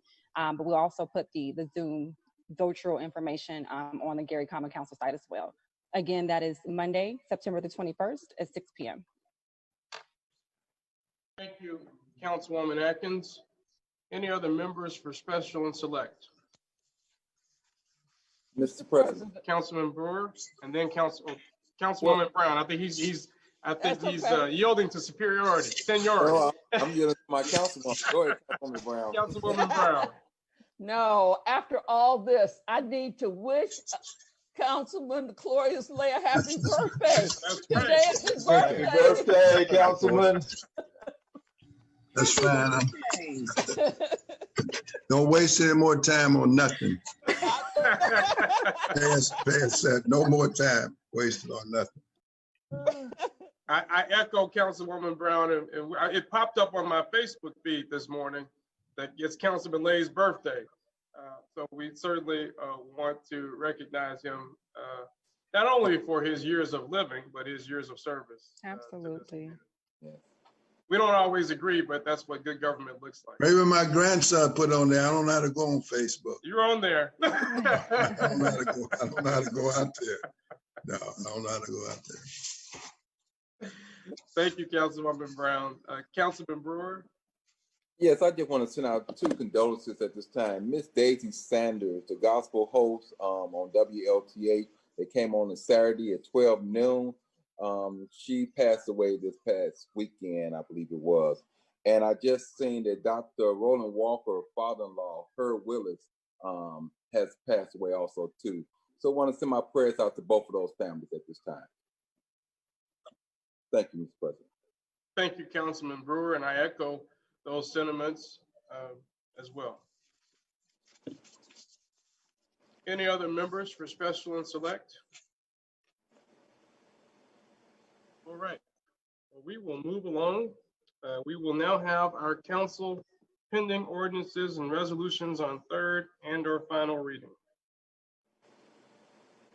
CPO 2020-39, an amendment to the Community Benefits Agreement Ordinance, sponsored by Clorius Lay, Councilman at Large, Mayor Jerome Fritz, City of Gary. Mr. President. Councilman Brewer. I make a motion that we move this back to committee. That way we will hammer out the final agreements to this amendment. That'll be September the 8th at 5:30 p.m. Second? Well, yes. No. I'm Right, sorry. it's been moved and proper. Yes, let me change that time to 5 p.m. 5 p.m. Okay. Mr. Brewer, Councilman Brewer, Councilman Williams. I believe I have a 5 o'clock standing time for public safety. Public safety? Yes, Okay, sir. no problem. I'll move it to 6 o'clock. So after finance, whenever we get done, I'll run right into my meeting at 6. All right, so I think it was moved and Councilwoman Burns Caldwell seconded a motion to defer CPO 2020-39 to the Planning and Development Committee for a meeting via Zoom on September 8th, 2020 at 6 o'clock p.m. Any questions or discussion? Seeing and hearing none, roll call, Madam Clerk. Councilwoman Atkins, Yes. Councilman Brewer, Yes. Councilwoman Brown, Muted. Yes. Councilwoman Caldwell, Yes. Councilman Lay, Abstain. Councilman Weatherspoon, Yes. Councilman Williams, Yes. and President Godwin. Yes. Mr. President, the vote is 7 yes, 1 abstention.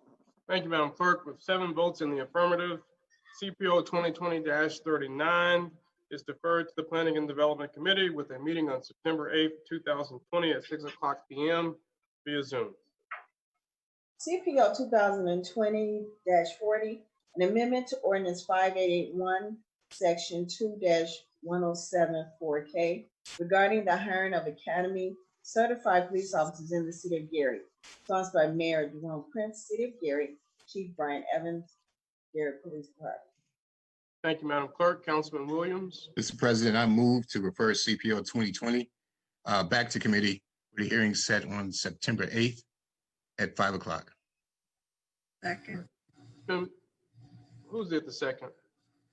Barnes Caldwell. Oh, I'm sorry. Thank you. It's been moved and properly seconded by Councilwoman Barnes Caldwell to defer CPO 2020-40 to the Public Safety Committee with a meeting on September 8th, 2020 at 5:00 p.m. via Zoom. Any questions or discussion at this time? Mr. President, Councilwoman Brown. when we had the other meeting for this ordinance, we said that we needed someone from the police commission. Attorney Williams? Yes. Maybe, yeah, we need, so you do know that we needed something, because we didn't have anyone. That's Right. true. Mr. President, if I may, Yes, Attorney Williams. I would recommend that we may defer that a little further out. The police commission meets the first Thursday of every month. However, this Thursday, we are going to be unable to have a quorum, so they will not have had an opportunity to discuss this as we and Attorney Pohl agreed. For that reason, we would have nothing to offer at the meeting, at the public safety meeting. Now, they do intend to meet that following week. For that reason, I would suggest that we defer this out maybe to the the fourth Tuesday of September. And at that point, we would have had an opportunity to meet and add some kind of meaningful comment. Thank you, Attorney Williams. Councilman Williams, you want Yes. to amend your motion? Yes. I didn't get the date, Mr. Attorney Attorney Williams. I think it would Yeah. be the 29th. Okay. I'm sorry, it would be the 22nd. 22nd. 22nd. September 22nd. Yeah. Excuse me. Mr. President, I move to refer CPO 2020-40 back to committee with the hearing set on 22nd at 5:00. Second. Been moved and properly seconded by Councilwoman Barnes Caldwell to defer CPO 2020-40 to the Public Safety Committee with a meeting on September 22nd, 2020 at 5:00 p.m. via Zoom. Any questions or discussion? Seeing and hearing none, roll call, Madam Clerk. Councilwoman Atkins, Yes. Councilman Brewer, Yes. Councilwoman Brown, Yes. Councilwoman Caldwell, Yes. Councilman Lay, Yes. Councilman Weatherspoon, Yes. Councilman Williams, Yes. and President Godwin. Yes. Mr. President, the vote is 8-0. Thank you, Madam Clerk. With a vote of 8-0, CPO 2020-40 is deferred back to the Public Safety Committee with a meeting on Tuesday, September 22nd, 2020 at 5:00 p.m. via Zoom. Mr. President, is pending ordinances and resolutions on third and final. Thank you, Madam Clerk. This time we'll have our council pending ordinances and resolutions on second reading. CPO 2020-44, an ordinance revising the 2020 appropriations for the police department operating budgets, Fund 725 donation fund for the fiscal year beginning January 1st, 2020, ending December 31st, 2020. Sponsored by Mayor Jerome Prince, City of Gary. Mr. President, Councilwoman Brown, I move for passage of CPO 2020-44 on second reading. Finance Committee meeting on Tuesday, September 8th at 5:30 p.m. Second. Someone else have 5:30? No. No. 5:30 p.m. Second. thank you, Councilwoman Brown. It's been moved and properly seconded by Councilwoman Barnes Caldwell. That CPO 2020-44 for a committee meeting on September 8th at 5:30 p.m. Any questions or discussion at this time? Seeing and hearing none, roll call, Madam Clerk. Councilwoman Atkins, Yes. Councilman Brewer, Yes. Councilwoman Brown, Yes. Councilwoman Caldwell, Yes. Councilman Lay, Yes. Councilman Weatherspoon, Yes. Councilman Williams, Yes. and President Godwin. Yes. Mr. President, the vote is 8-0. With a vote of 8-0, we hear CPO 2020-44, the Finance Committee meeting on September 8th, 2020 at 5:30 p.m. via Zoom. Mr. President, Councilman Williams, yes, I move for a passage of CPO 2020-46 and 47 on second reading with a committee hearing set for September 8th at Mr. 5 President, o'clock. Point of order. Are we still in Councilman second? Brewer, We still have to do 45. 45, I apologize. Mr. President, Councilwoman Brown, I move for passage of CPO 2020-45 on second reading. Finance Committee meeting on, we're gonna have to move some of these meetings around. September 8th at 5:30 p.m. We're gonna have to move some of these meetings because I expect that some of them are gonna be lengthy. Yes. And so we're not gonna be able to do 5:30, 6 o'clock. It's, you know, we're gonna have to move them. So I'm prepared to move mine to September 9th. If that's okay. well, let me just say, I totally agree, because I think we have basically kept a false schedule. That there's absolutely no way, given the depth and breadth of the questions we were discussing, that 30 minutes is going to be sufficient to do that. Now, I am mindful of everyone's schedule, and that Tuesday evenings have become a convenient time to block off to have these committee meetings. You know, if we want to have a marathon session and just plan for a longer Tuesday that might run to 9 o'clock or 10 o'clock, given the number, I mean, it's not usual that we would have this many ordinances. Some of these might go quickly, but we have a lot of them on the table. So, you know, if we're able to kind of do a marathon session and realizing that we're going to have to stretch it out, then maybe that's what we should do. And maybe we should just plan for at least 15 minutes minimum, probably 20 to 30 minimum per ordinance. Well, Now, Councilwoman Brown. Well, Mr. President, I'm sorry. We have CPR 2020-15 on there, which is the referendum for School City. I expect that one will take some time. Right. I agree. So, you know, that's all I was thinking about. You're right. I totally agree. And so I don't want us to be out of order, but I think we should think about the timing, since we're going to do a succession of these votes. Right. Now, I believe we have put public safety at 5 o'clock p.m. Yes. Is that correct? Okay. So the measure for public safety, that's 46, 47.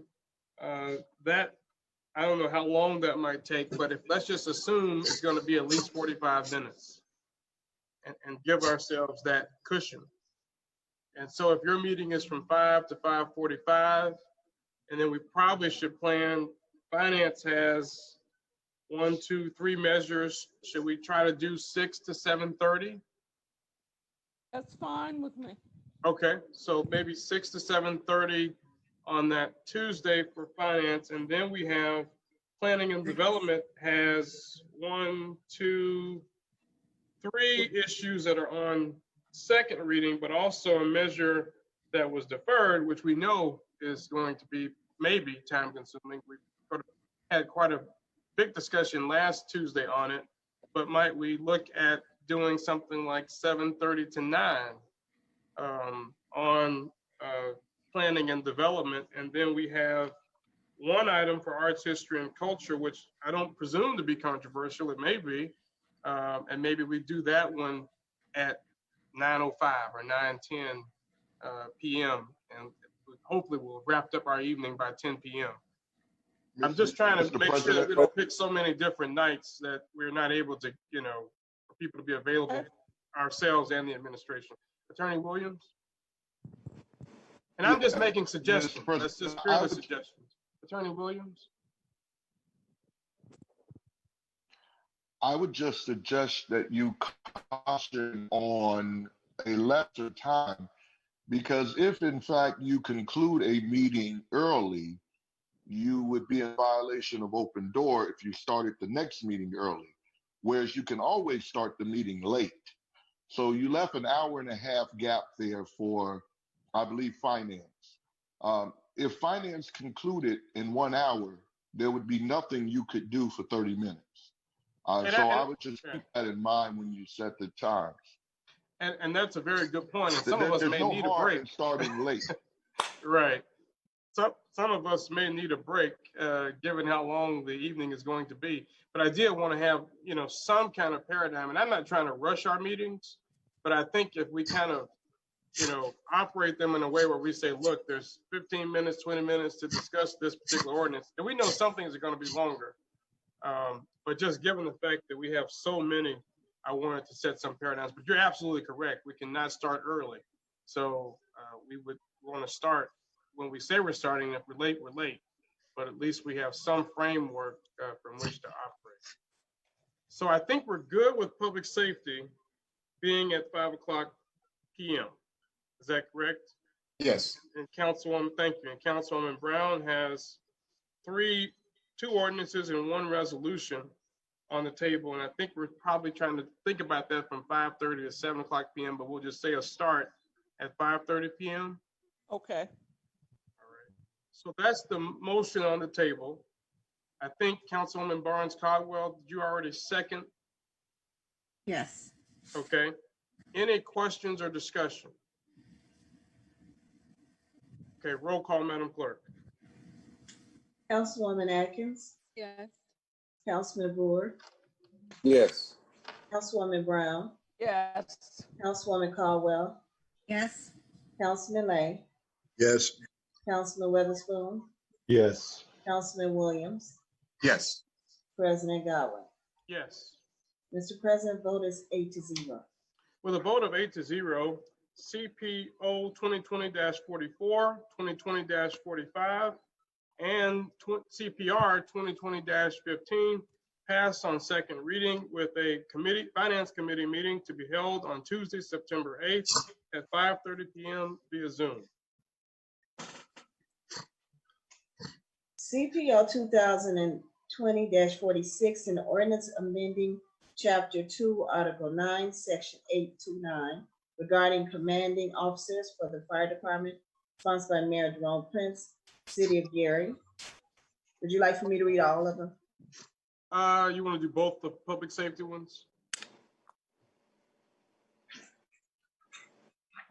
CPO 2020-47, an ordinance requiring gas stations and certain 24-hour establishments to install security cameras and provide armed security guards for the protection of the patrons, sponsored by Mayor Jerome Prince, City of Gary. Thank you, Madam Clerk. Councilman Williams.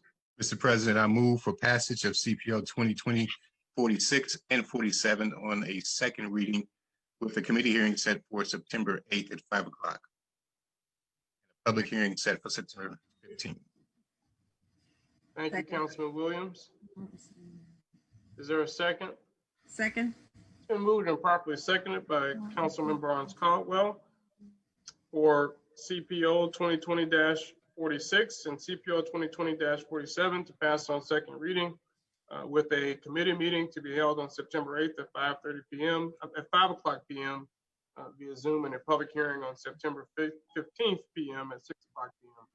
Any questions or discussion? Just a sec.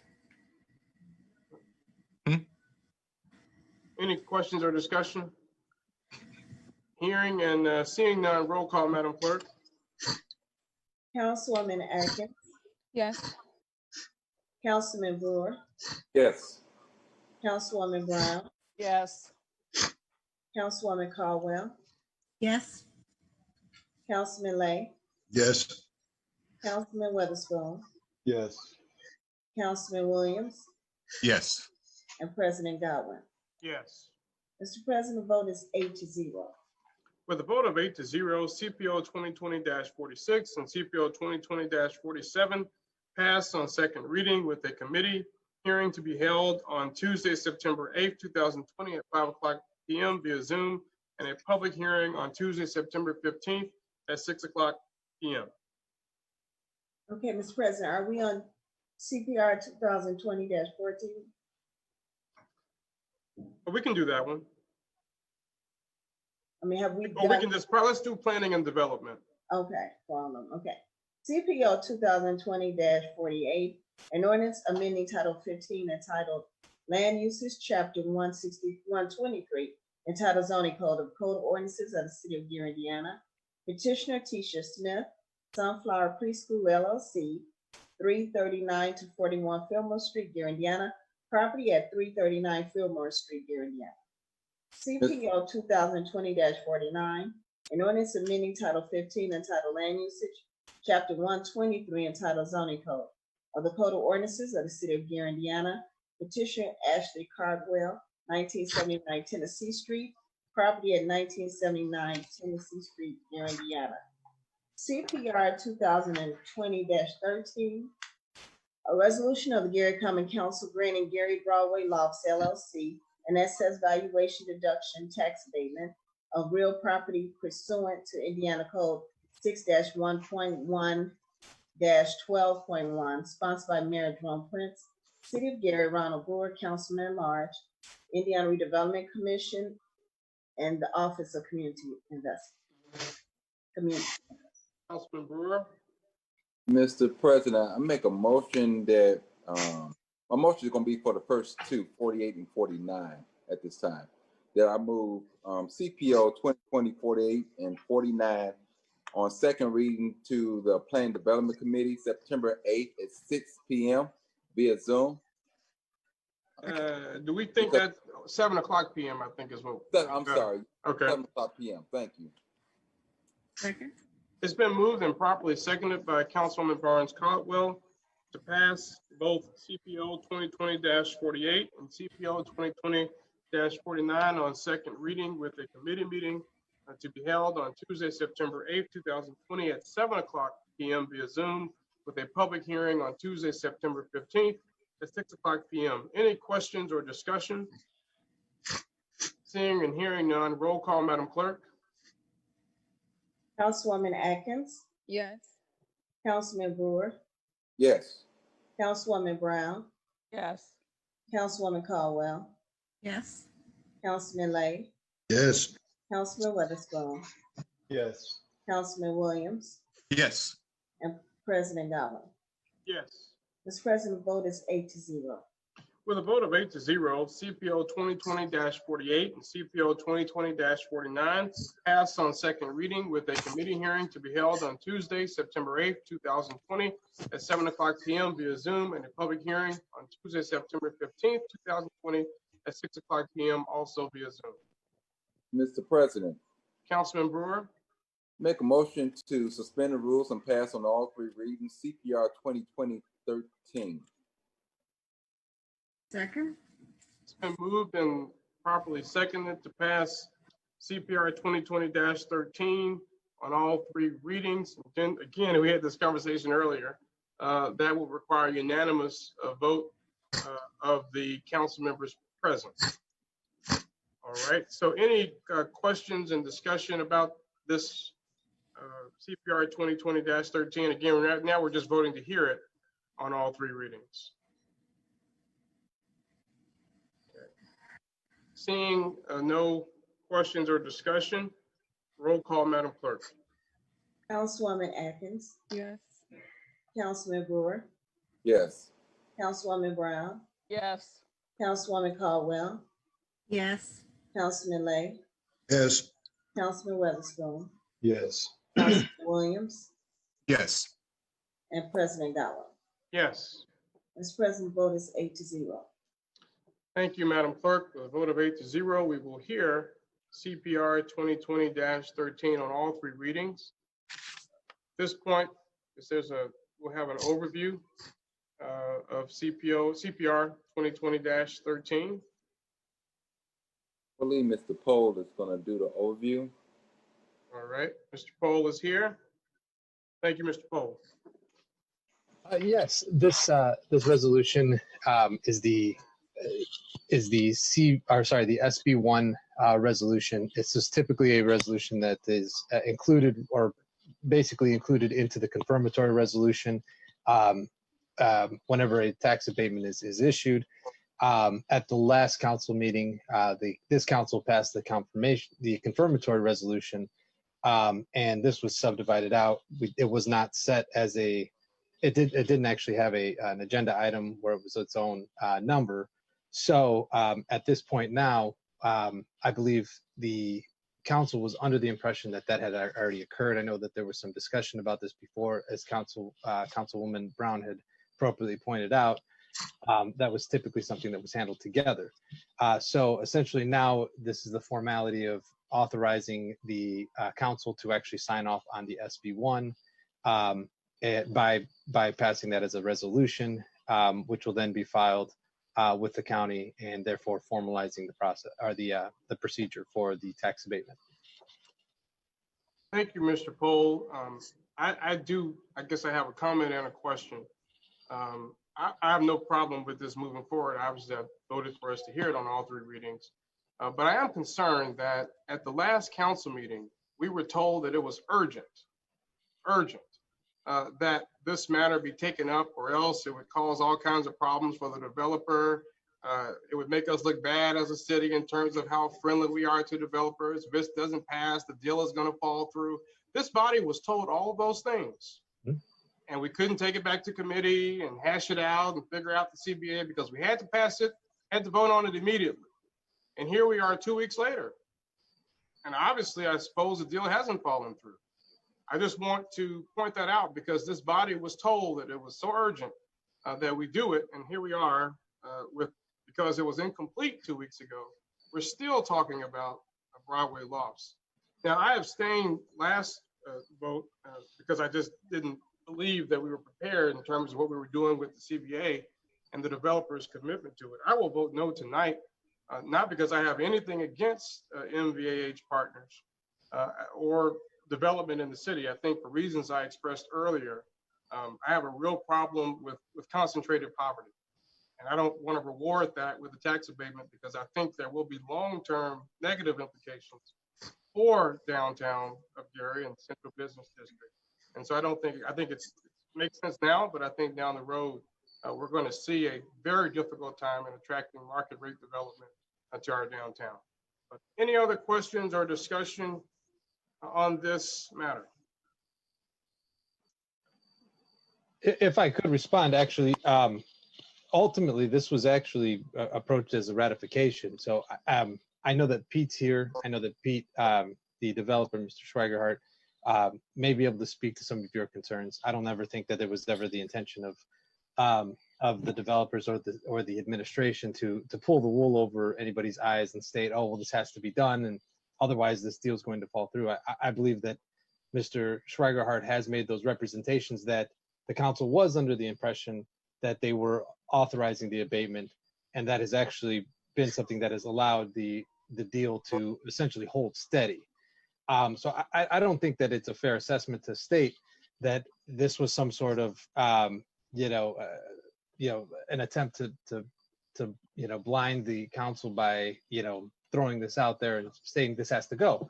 I do want to make sure that Mr. Schweigerhart does have the opportunity to to essentially explain the situation. I think as of right now, we're looking at they're looking at closing that deal as is. I know that the concern was obviously that if this went further back and forth into committee, that it would essentially kill the deal. I know that, that ultimately at this point now, though, we're essentially looking at this as a formality. We're essentially going back and ratifying what is essentially a formality. So, Pete, I mean, is there anything that you would want to add to that? All I can say is when we came to the last council meeting, we were under the impression from staff and administration that both the SB1 and the confirmatory resolution were on your agenda. And when you did give us that approval 2 weeks ago, and thanks so much for doing so, we were under the impression that the entirety of this tax abatement was being approved, not just the confirmatory resolution without the SB1. So we went from thinking we had everything we did need to close from council to the next day realizing that, oops, the SB1 was not in the approval process, and now we've got to come back to you. So yes, we did intend to close last Friday. No, we were unable to close last Friday because of, unfortunately, the proper packet wasn't provided to council. We delayed that until we can get that done. Without this tax abatement, we cannot close this project, and this project cannot go forward. And that's been the case. It was the case 2 weeks ago. I didn't ask to come back. I wasn't expecting to come back now. We were told, and I was under the impression all was being approved 2 weeks ago. And I don't know if you noticed, as the confirmatory was being approved and I was finding out the SB1 was not on your agenda, it came as a shock to me. So I really do hope and pray that you'll pass this now, because if this tax abatement is denied tonight, the development will be essentially dead. Mr. President, Councilman Lay. I don't know what the gentleman said, but that was my understanding too, that everything was being approved. I think later it was explained to me that the part we're doing now had not been approved. And I raised a question. I believe Attorney Poe mentioned it to me. I said, well, I thought not only was it approved, I thought it was signed off on. So I thought it also was completed at the last meeting, that this seems to be. So your voting no may have been a little premature, because I thought this had passed. And I was told later on this week, I believe it was this week, that it was coming back. And matter of fact, that it was going to come back on all three readings, because we were discussing something else. But again, I think the council, again, but maybe you don't want developments to go through. I think that would be a bad omen, or a mode to now kill it off because of this one document that, like I say, I thought it was passed. I thought it was passed, and I thought it was signed 2 weeks ago when I was told about it. Yes, and I also thought that it was passed, and when I got the document, it was incomplete. So I had the conversation with Mr. Cole about it, and so that's why we're here today. And I want to be clear, I'm not anti-development at all. Getting a little bit of an echo. I'm not anti-development at all. I just, as I've said before, have a real problem with the tenant who was selected. I would love to see a grocery store. I'd love to see a restaurant, a local business. We need commercial activity. We already have the housing authority, the unemployment office, Work One, and now we're adding, a WIC office in what should be the heart of a thriving downtown. And so I have nothing against Mr. Swigert. He participated in our Emerson event, gave a wonderful presentation. And I certainly hope that phase 2 and 3 happen.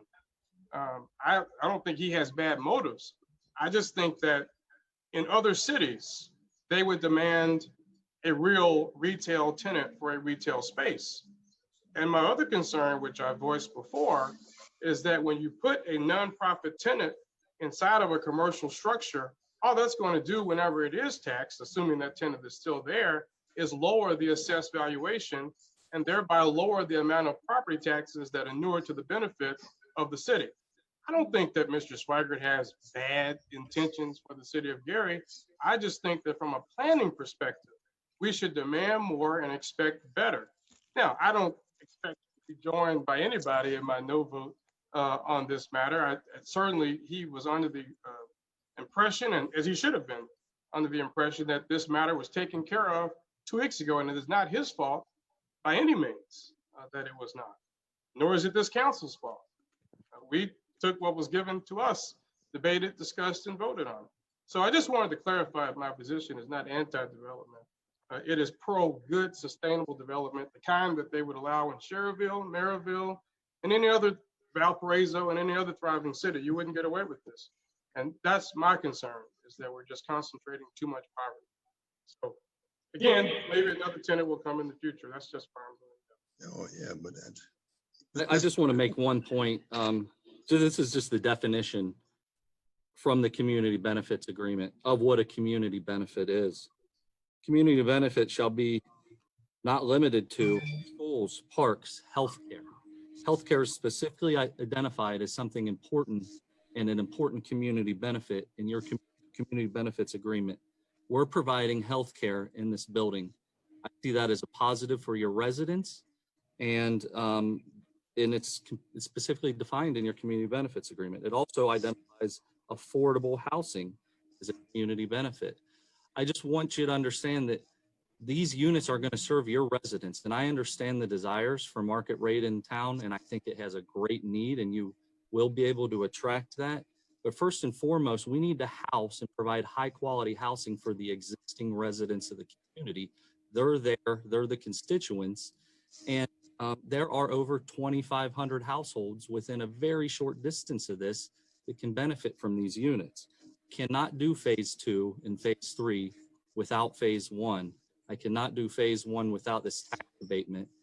It is an incentive that has been considered and intended to be delivered as part of this development since 2018 when we started the process. And I certainly your points, and we wanted to bring a grocery in. And by the way, there are dozens and dozens of sites that a grocery store could still develop on in the downtown area.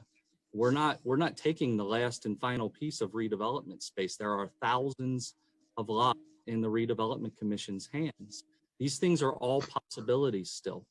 And we're not doing anything to prevent those. We're just serving a bandwidth of your community that has the most need and is at highest risk.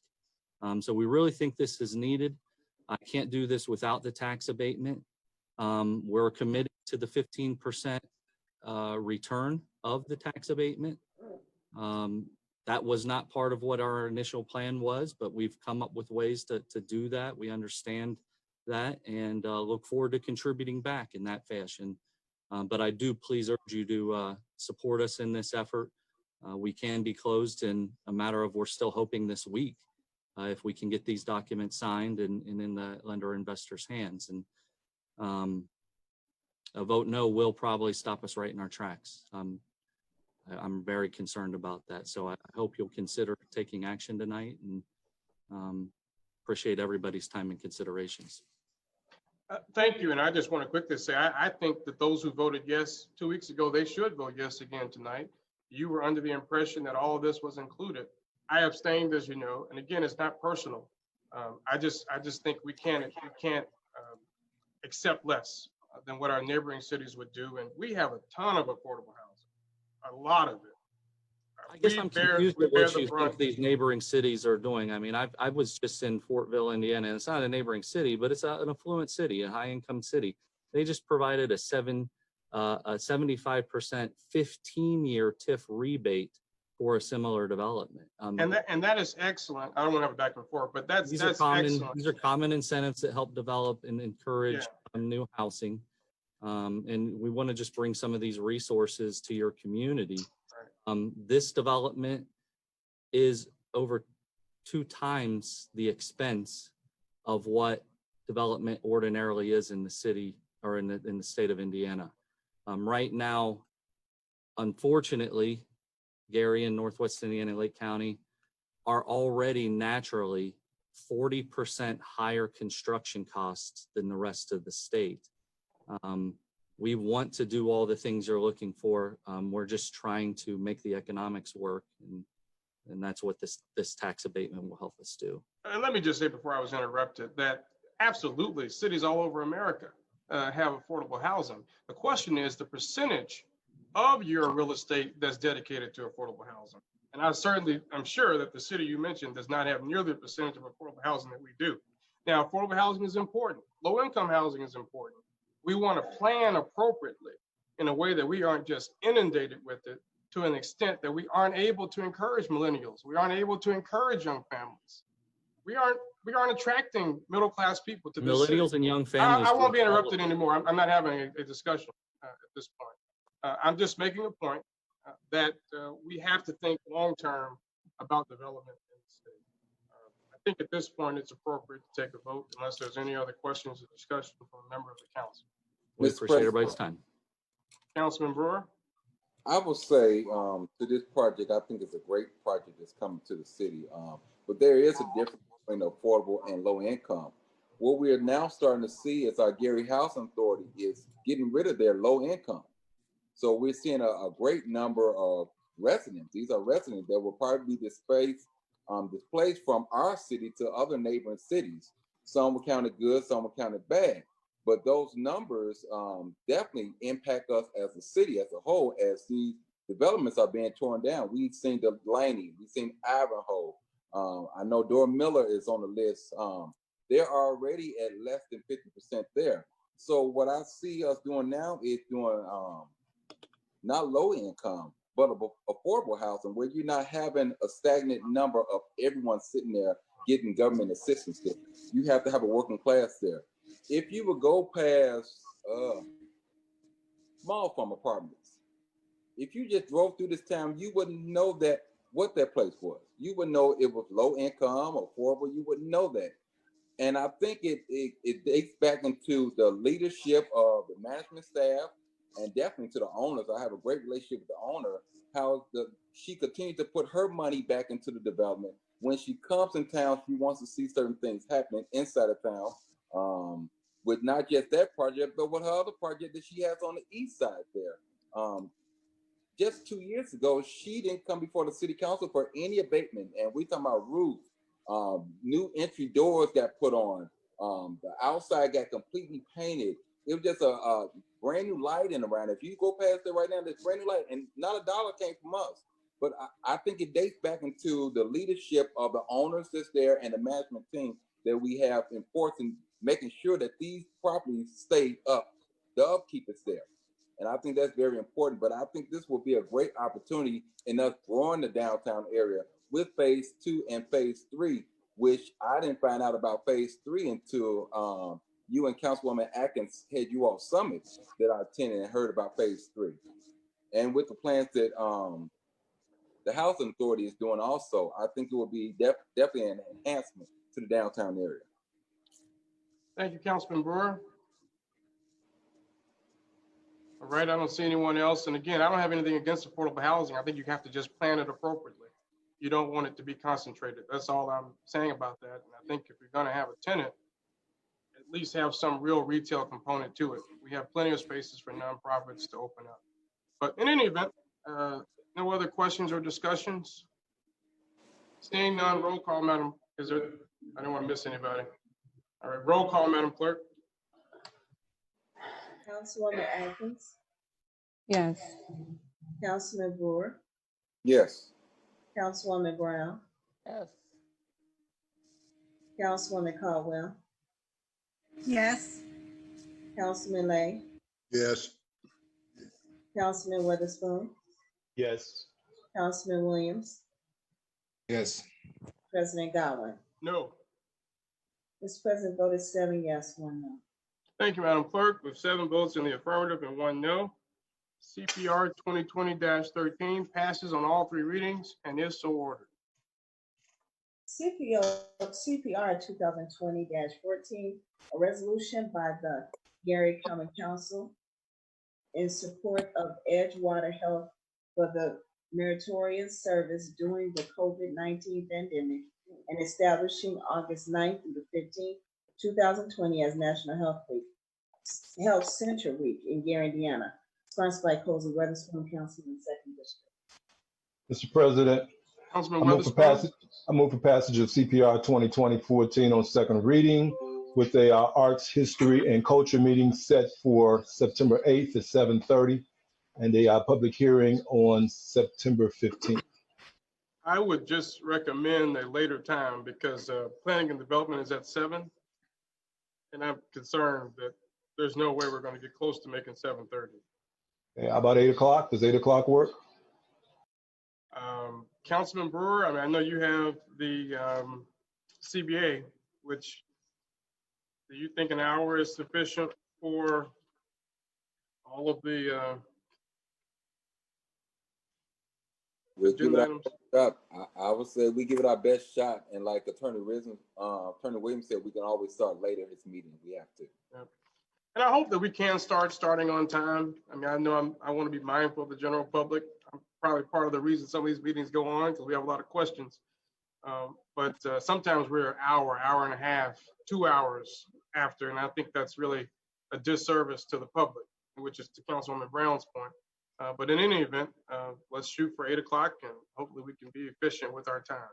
Maybe I can, Mr. President, maybe I can help you here. I will make no input on anything further on the CBA. So that'll cut down. You won't have no arguments. So you'll be able to get through it. I will have absolutely nothing to do. Thank you, Councilman Lay, for helping our efforts toward efficiency. Yeah, that'll help you. That'll clear it up. Mr. President, Councilwoman Barnes Caldwell. it's a resolution. Councilman Weatherspoon, Right. we want to take it to committee, or can we just go ahead and vote on it now? Is it something special you want to say?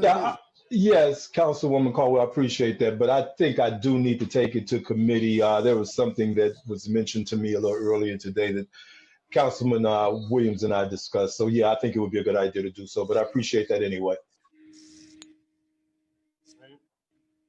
So I think, is it okay for your motion to be, pass this on second reading with a public hearing on, I'm sorry, a committee meeting on September 8th at 8 o'clock?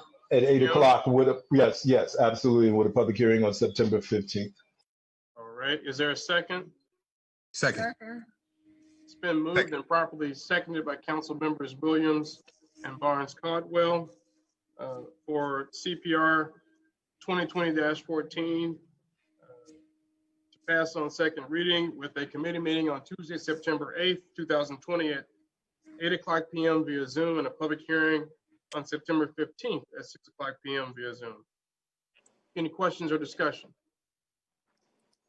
Roll call, Madam Clerk. Councilwoman Atkins, Yes. Councilman Brewer, Yes. Councilwoman Brown, Yes. Councilwoman Caldwell, Yes. Councilman Lane, Yes. Councilman Weatherspoon, Yes. Councilman Williams, Yes. and President Godwin. Yes. Mr. President, the vote is 8-0. With a vote of 8-0, CPR 2020-14 passes on second reading with a committee hearing to be held on Tuesday, September 8th, 2020 at 8 o'clock p.m. via Zoom and a public hearing to be held on September 15th, 2020 at 6 o'clock p.m. also via Zoom.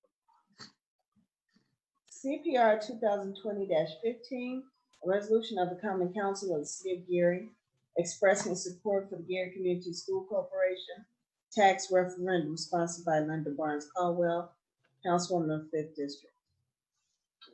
Mr. President, Councilwoman Brown. I move for passage of CPR 2020-15 on third and final reading.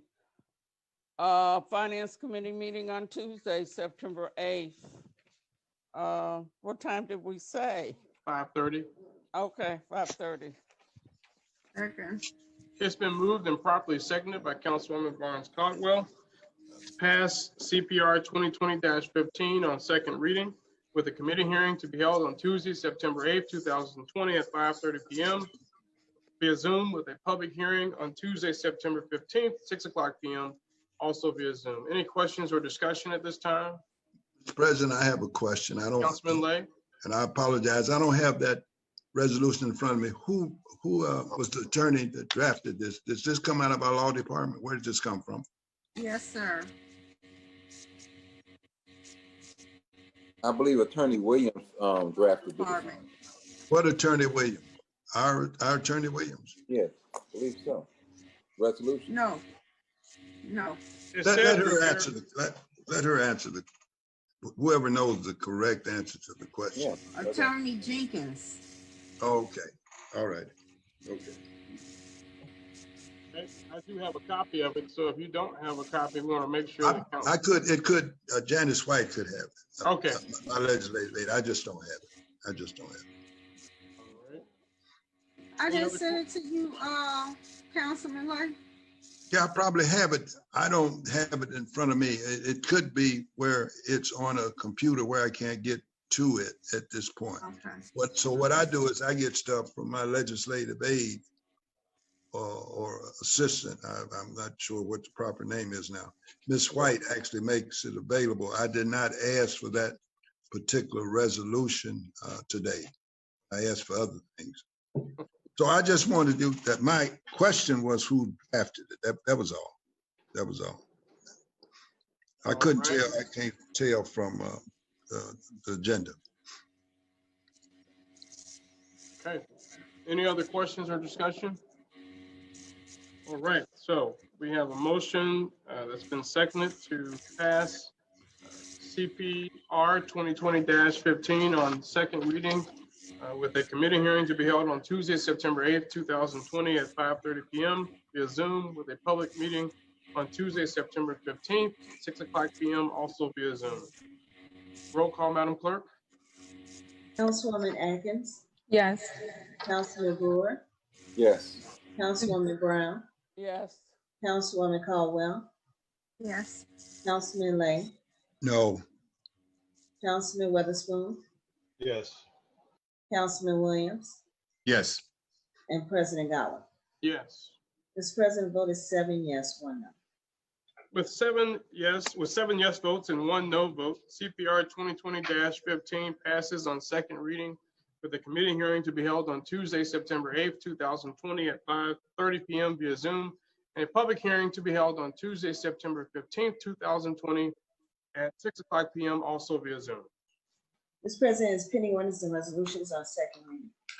Thank you, Madam Clerk. This time we will have our mayor's report and questions of city officials.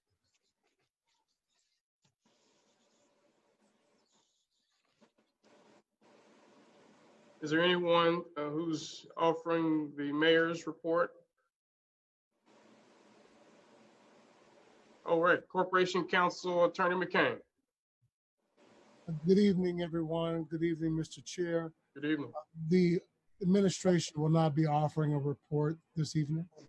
All right, thank you. Are there any questions? I guess we have Attorney McCain and Mr. Pohl and Mr. Jenkins and Mr. Eric Berea, who's the new zoning director of zoning, I believe.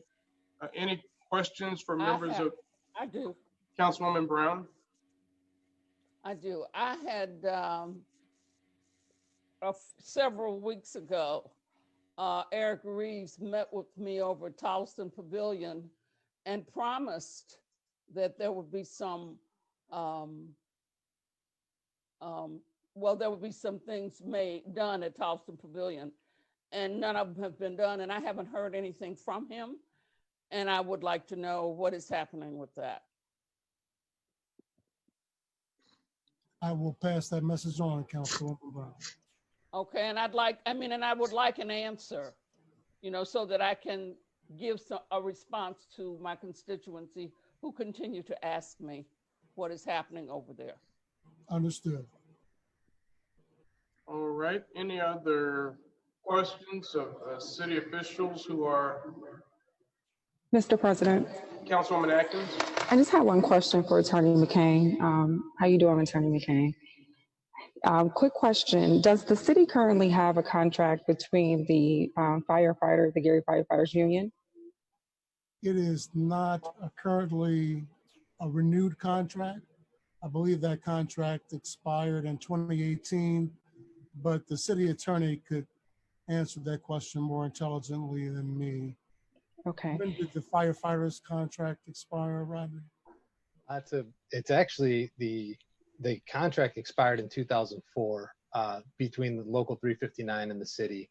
And there was some idea that it may be there may be some evergreen clause in it, but the way that the clause was actually written was determined by Judge Para back in 2008 to not have been an actual evergreen clause. It essentially allowed only 360 days. So in, I think, December 26, 2004, the contract officially expired as per the decision of the Lake County Superior Court. Okay. Is there any current process or any plan to renew that contract? Do you have any timeline that you could give us at this time? We're consistently working with all of our unions in trying to renew our contracts, our ongoing CBAs, collective bargaining agreements, in order to ensure that we've got a symbiotic relationship with all of the unions. So I did speak to one of the union, the local 359. I think it was the vice president, Nate, if I'm not mistaken, was his first name, at one of the last fire commission meetings, and kind of said, hey, we'd like to begin talks about essentially getting that contract back in place. But as of right now, we're planning on meeting with most of the unions after a lot of the budgets have been set. We have a little bit better of an idea what 2021 looks like for us. Okay, Attorney Paul, I'd appreciate it if you can give us an update, I would say maybe in a month, in terms of the status of that. And also if you could provide a copy of the last contract that was in place between Local 359 and the city, I would appreciate that as well. Absolutely, no problem. Do you want me to just send it to you or the entire council? Just send it to the whole council. I think that would be beneficial in case anybody else wants to see it. I would like to see it as well. No problem. Thank you both. All right. Thank you, Mr. President. Councilwoman Atkins. Councilman Weatherspoon. Yeah, Attorney McCain, I'm going to have some discussion with the mayor myself, but I just want to bring to attention that we have another citizen here in the city of Gary. She was out taking census, doing her census work, and she was attacked by a pit bull. And, we have an ordinance on the books right now. We got to look at some kind of greater enforcement of that ordinance, because there is a huge number of those dogs that are in this community that are causing an absolute threat, some walking absolutely freely in the streets. And again, as I said, I know we have ordinance on the books about that, so I will be having some further discussion with the mayor as it relates to enforcement of that issue. Thank you very much, Councilman. If you could share that information with me, with the victim's name and the location of the attack, we can put the city attorney on prosecuting the person in violation of the ordinance. Thank you. All right, thank you, Councilman Weatherspoon. Any other members have questions? I will just ask, I know we talked to a few council meetings about it, about the public restrooms in gas stations. I know we were supposed to send out the notifications. I just wanted to ensure that that had happened. No, we have not sent out those notifications yet, Councilman. It goes into effect January. It starts in January, but the language in the amendment, I think, said that we would send it out so many days after passage. Okay. So I just want to make sure that we inform the folks, because if they need to make changes to their structure, they will feel like they didn't get due notice. Absolutely. I will see to it that it gets done by our next meeting on September 15th. Right. Thank you, Attorney McCain. And just one other thing, and I want to thank you for working on it early on this year with Right Advertising. I know we had engaged them because they have these benches throughout the city. And one of the questions was, are they paying us any kind of fee for that? They're using public space for private advertising. And I did ask, it's been so long ago now, pre-Zoom days, Attorney McCain to check into it, and he immediately did. And I know we've had so much to happen, but I wanted to follow up on that because we got to hold these folks accountable. Yes, we provided you with a memorandum on that, Councilman. And if the chair would like to sponsor some legislation to put something like that in place, then that's certainly your discretion. Okay. Well, I will definitely work with your office on it because I know that there was a question about whether there was a contract or whether they had ever paid anything. And I think we discovered it for a long time. There was something. It was many, many years ago.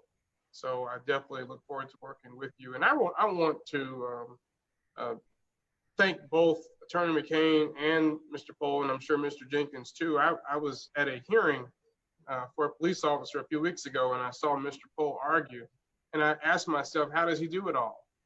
There are so many roles and responsibilities that we have placed on the law department. I don't know how they do it. I'm a lawyer, and there's no way I can handle all that.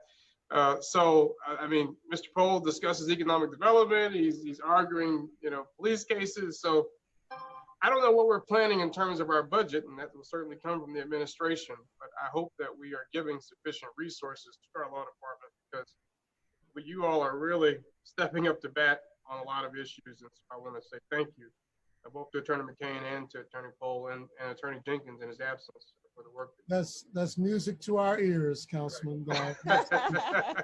We appreciate that compliment, and I echo that. I don't know what I would do without our city attorney and our assistant city attorney. They are phenomenal. Absolutely. Any other questions? Yeah, I had a question of Mr. McCain to follow up on yours. In your investigation, how many, what you call them, where these signs are? What did you call them? You just, what they are? Oh, right advertising. Yeah, but where? Oh, yeah. How many benches outside of the fourth district did you see? Outside of the first district? I don't recall that off the top of my head. We did prepare that memorandum back in January, Councilman Lay, but I will share it with you after the meeting, and then I don't want to answer. That's fine. That's fine. That's fine. And I do know that there are several along Broadway, all the way from 4th Avenue into Glen Park. Yes. And in other major stretches, and they're just all over the place. Right. But, okay. I just hadn't seen one. Any other questions for the administration? All right. I don't see any. We have certainly had a great meeting. Got a lot done. I didn't think we'd be here this long, but sometimes it takes a little longer to get it right. I want to thank all of my colleagues for a spirited discussion on so many issues. I want to thank the general public for tuning in. Just Mr. as President. a reminder, Mr. President. Councilman Williams. Yes, I'm sorry. I didn't mean to cut you off. I did forget to make an announcement to the residents in the 6th district. Okay. Our last attempt to get the census forms in before the end of the month. We'll be having a census parade in the district on the 12th of September, starting at noon at Raleigh School. So we'll do a parade around the 6th district. We're hoping to catch the attention of residents that have not completed or turned in their forms for the census. Thank you, Councilman Williams. And I want to echo that concern. I know that we're still under 50%, I believe, in our response rate. Yeah. And that is scary because we need to be counted if we're going to have resources come to the city. And we certainly don't want to lose a dramatic or unnecessary number of residents and because of lack of participation. So residents, if you have not done the census, you can Google US Census. You can do it online. It can be done in less than a minute. So we encourage everyone to complete the census. It's super important. As I was saying, we meet every first and third Tuesday of the month at 6 o'clock p.m. You can watch us on Zoom. You can call the council office at 219-881-1315, for those instructions. You can also watch it live on Channel 4 and on Facebook. I know that we want to make sure that we are accessible and the public knows how to view what we are doing. Our committee meetings, as you've heard during our meeting this evening, are usually held on Tuesdays. So next Tuesday, we will have committee meetings from 5 to 10 o'clock p.m. And as we've said before, it's in the committee meetings where the work of government takes place, where we're discussing the details of these ordinances and resolutions. I don't want you to think you watched what we did tonight, and we just pass stuff and vote on stuff. But the work that we do happens in a public setting in the committee meeting, and those are open to the public via Zoom, so that you know what is happening in the city of Gary. I want to thank everyone for participating. Please continue to be safe, to wear your masks, to socially distance, and to look out for each other as neighbors. On behalf of the Gary Common Council, we bid you a good evening. Thank you. Goodbye, everybody. Good night. Good night. Right.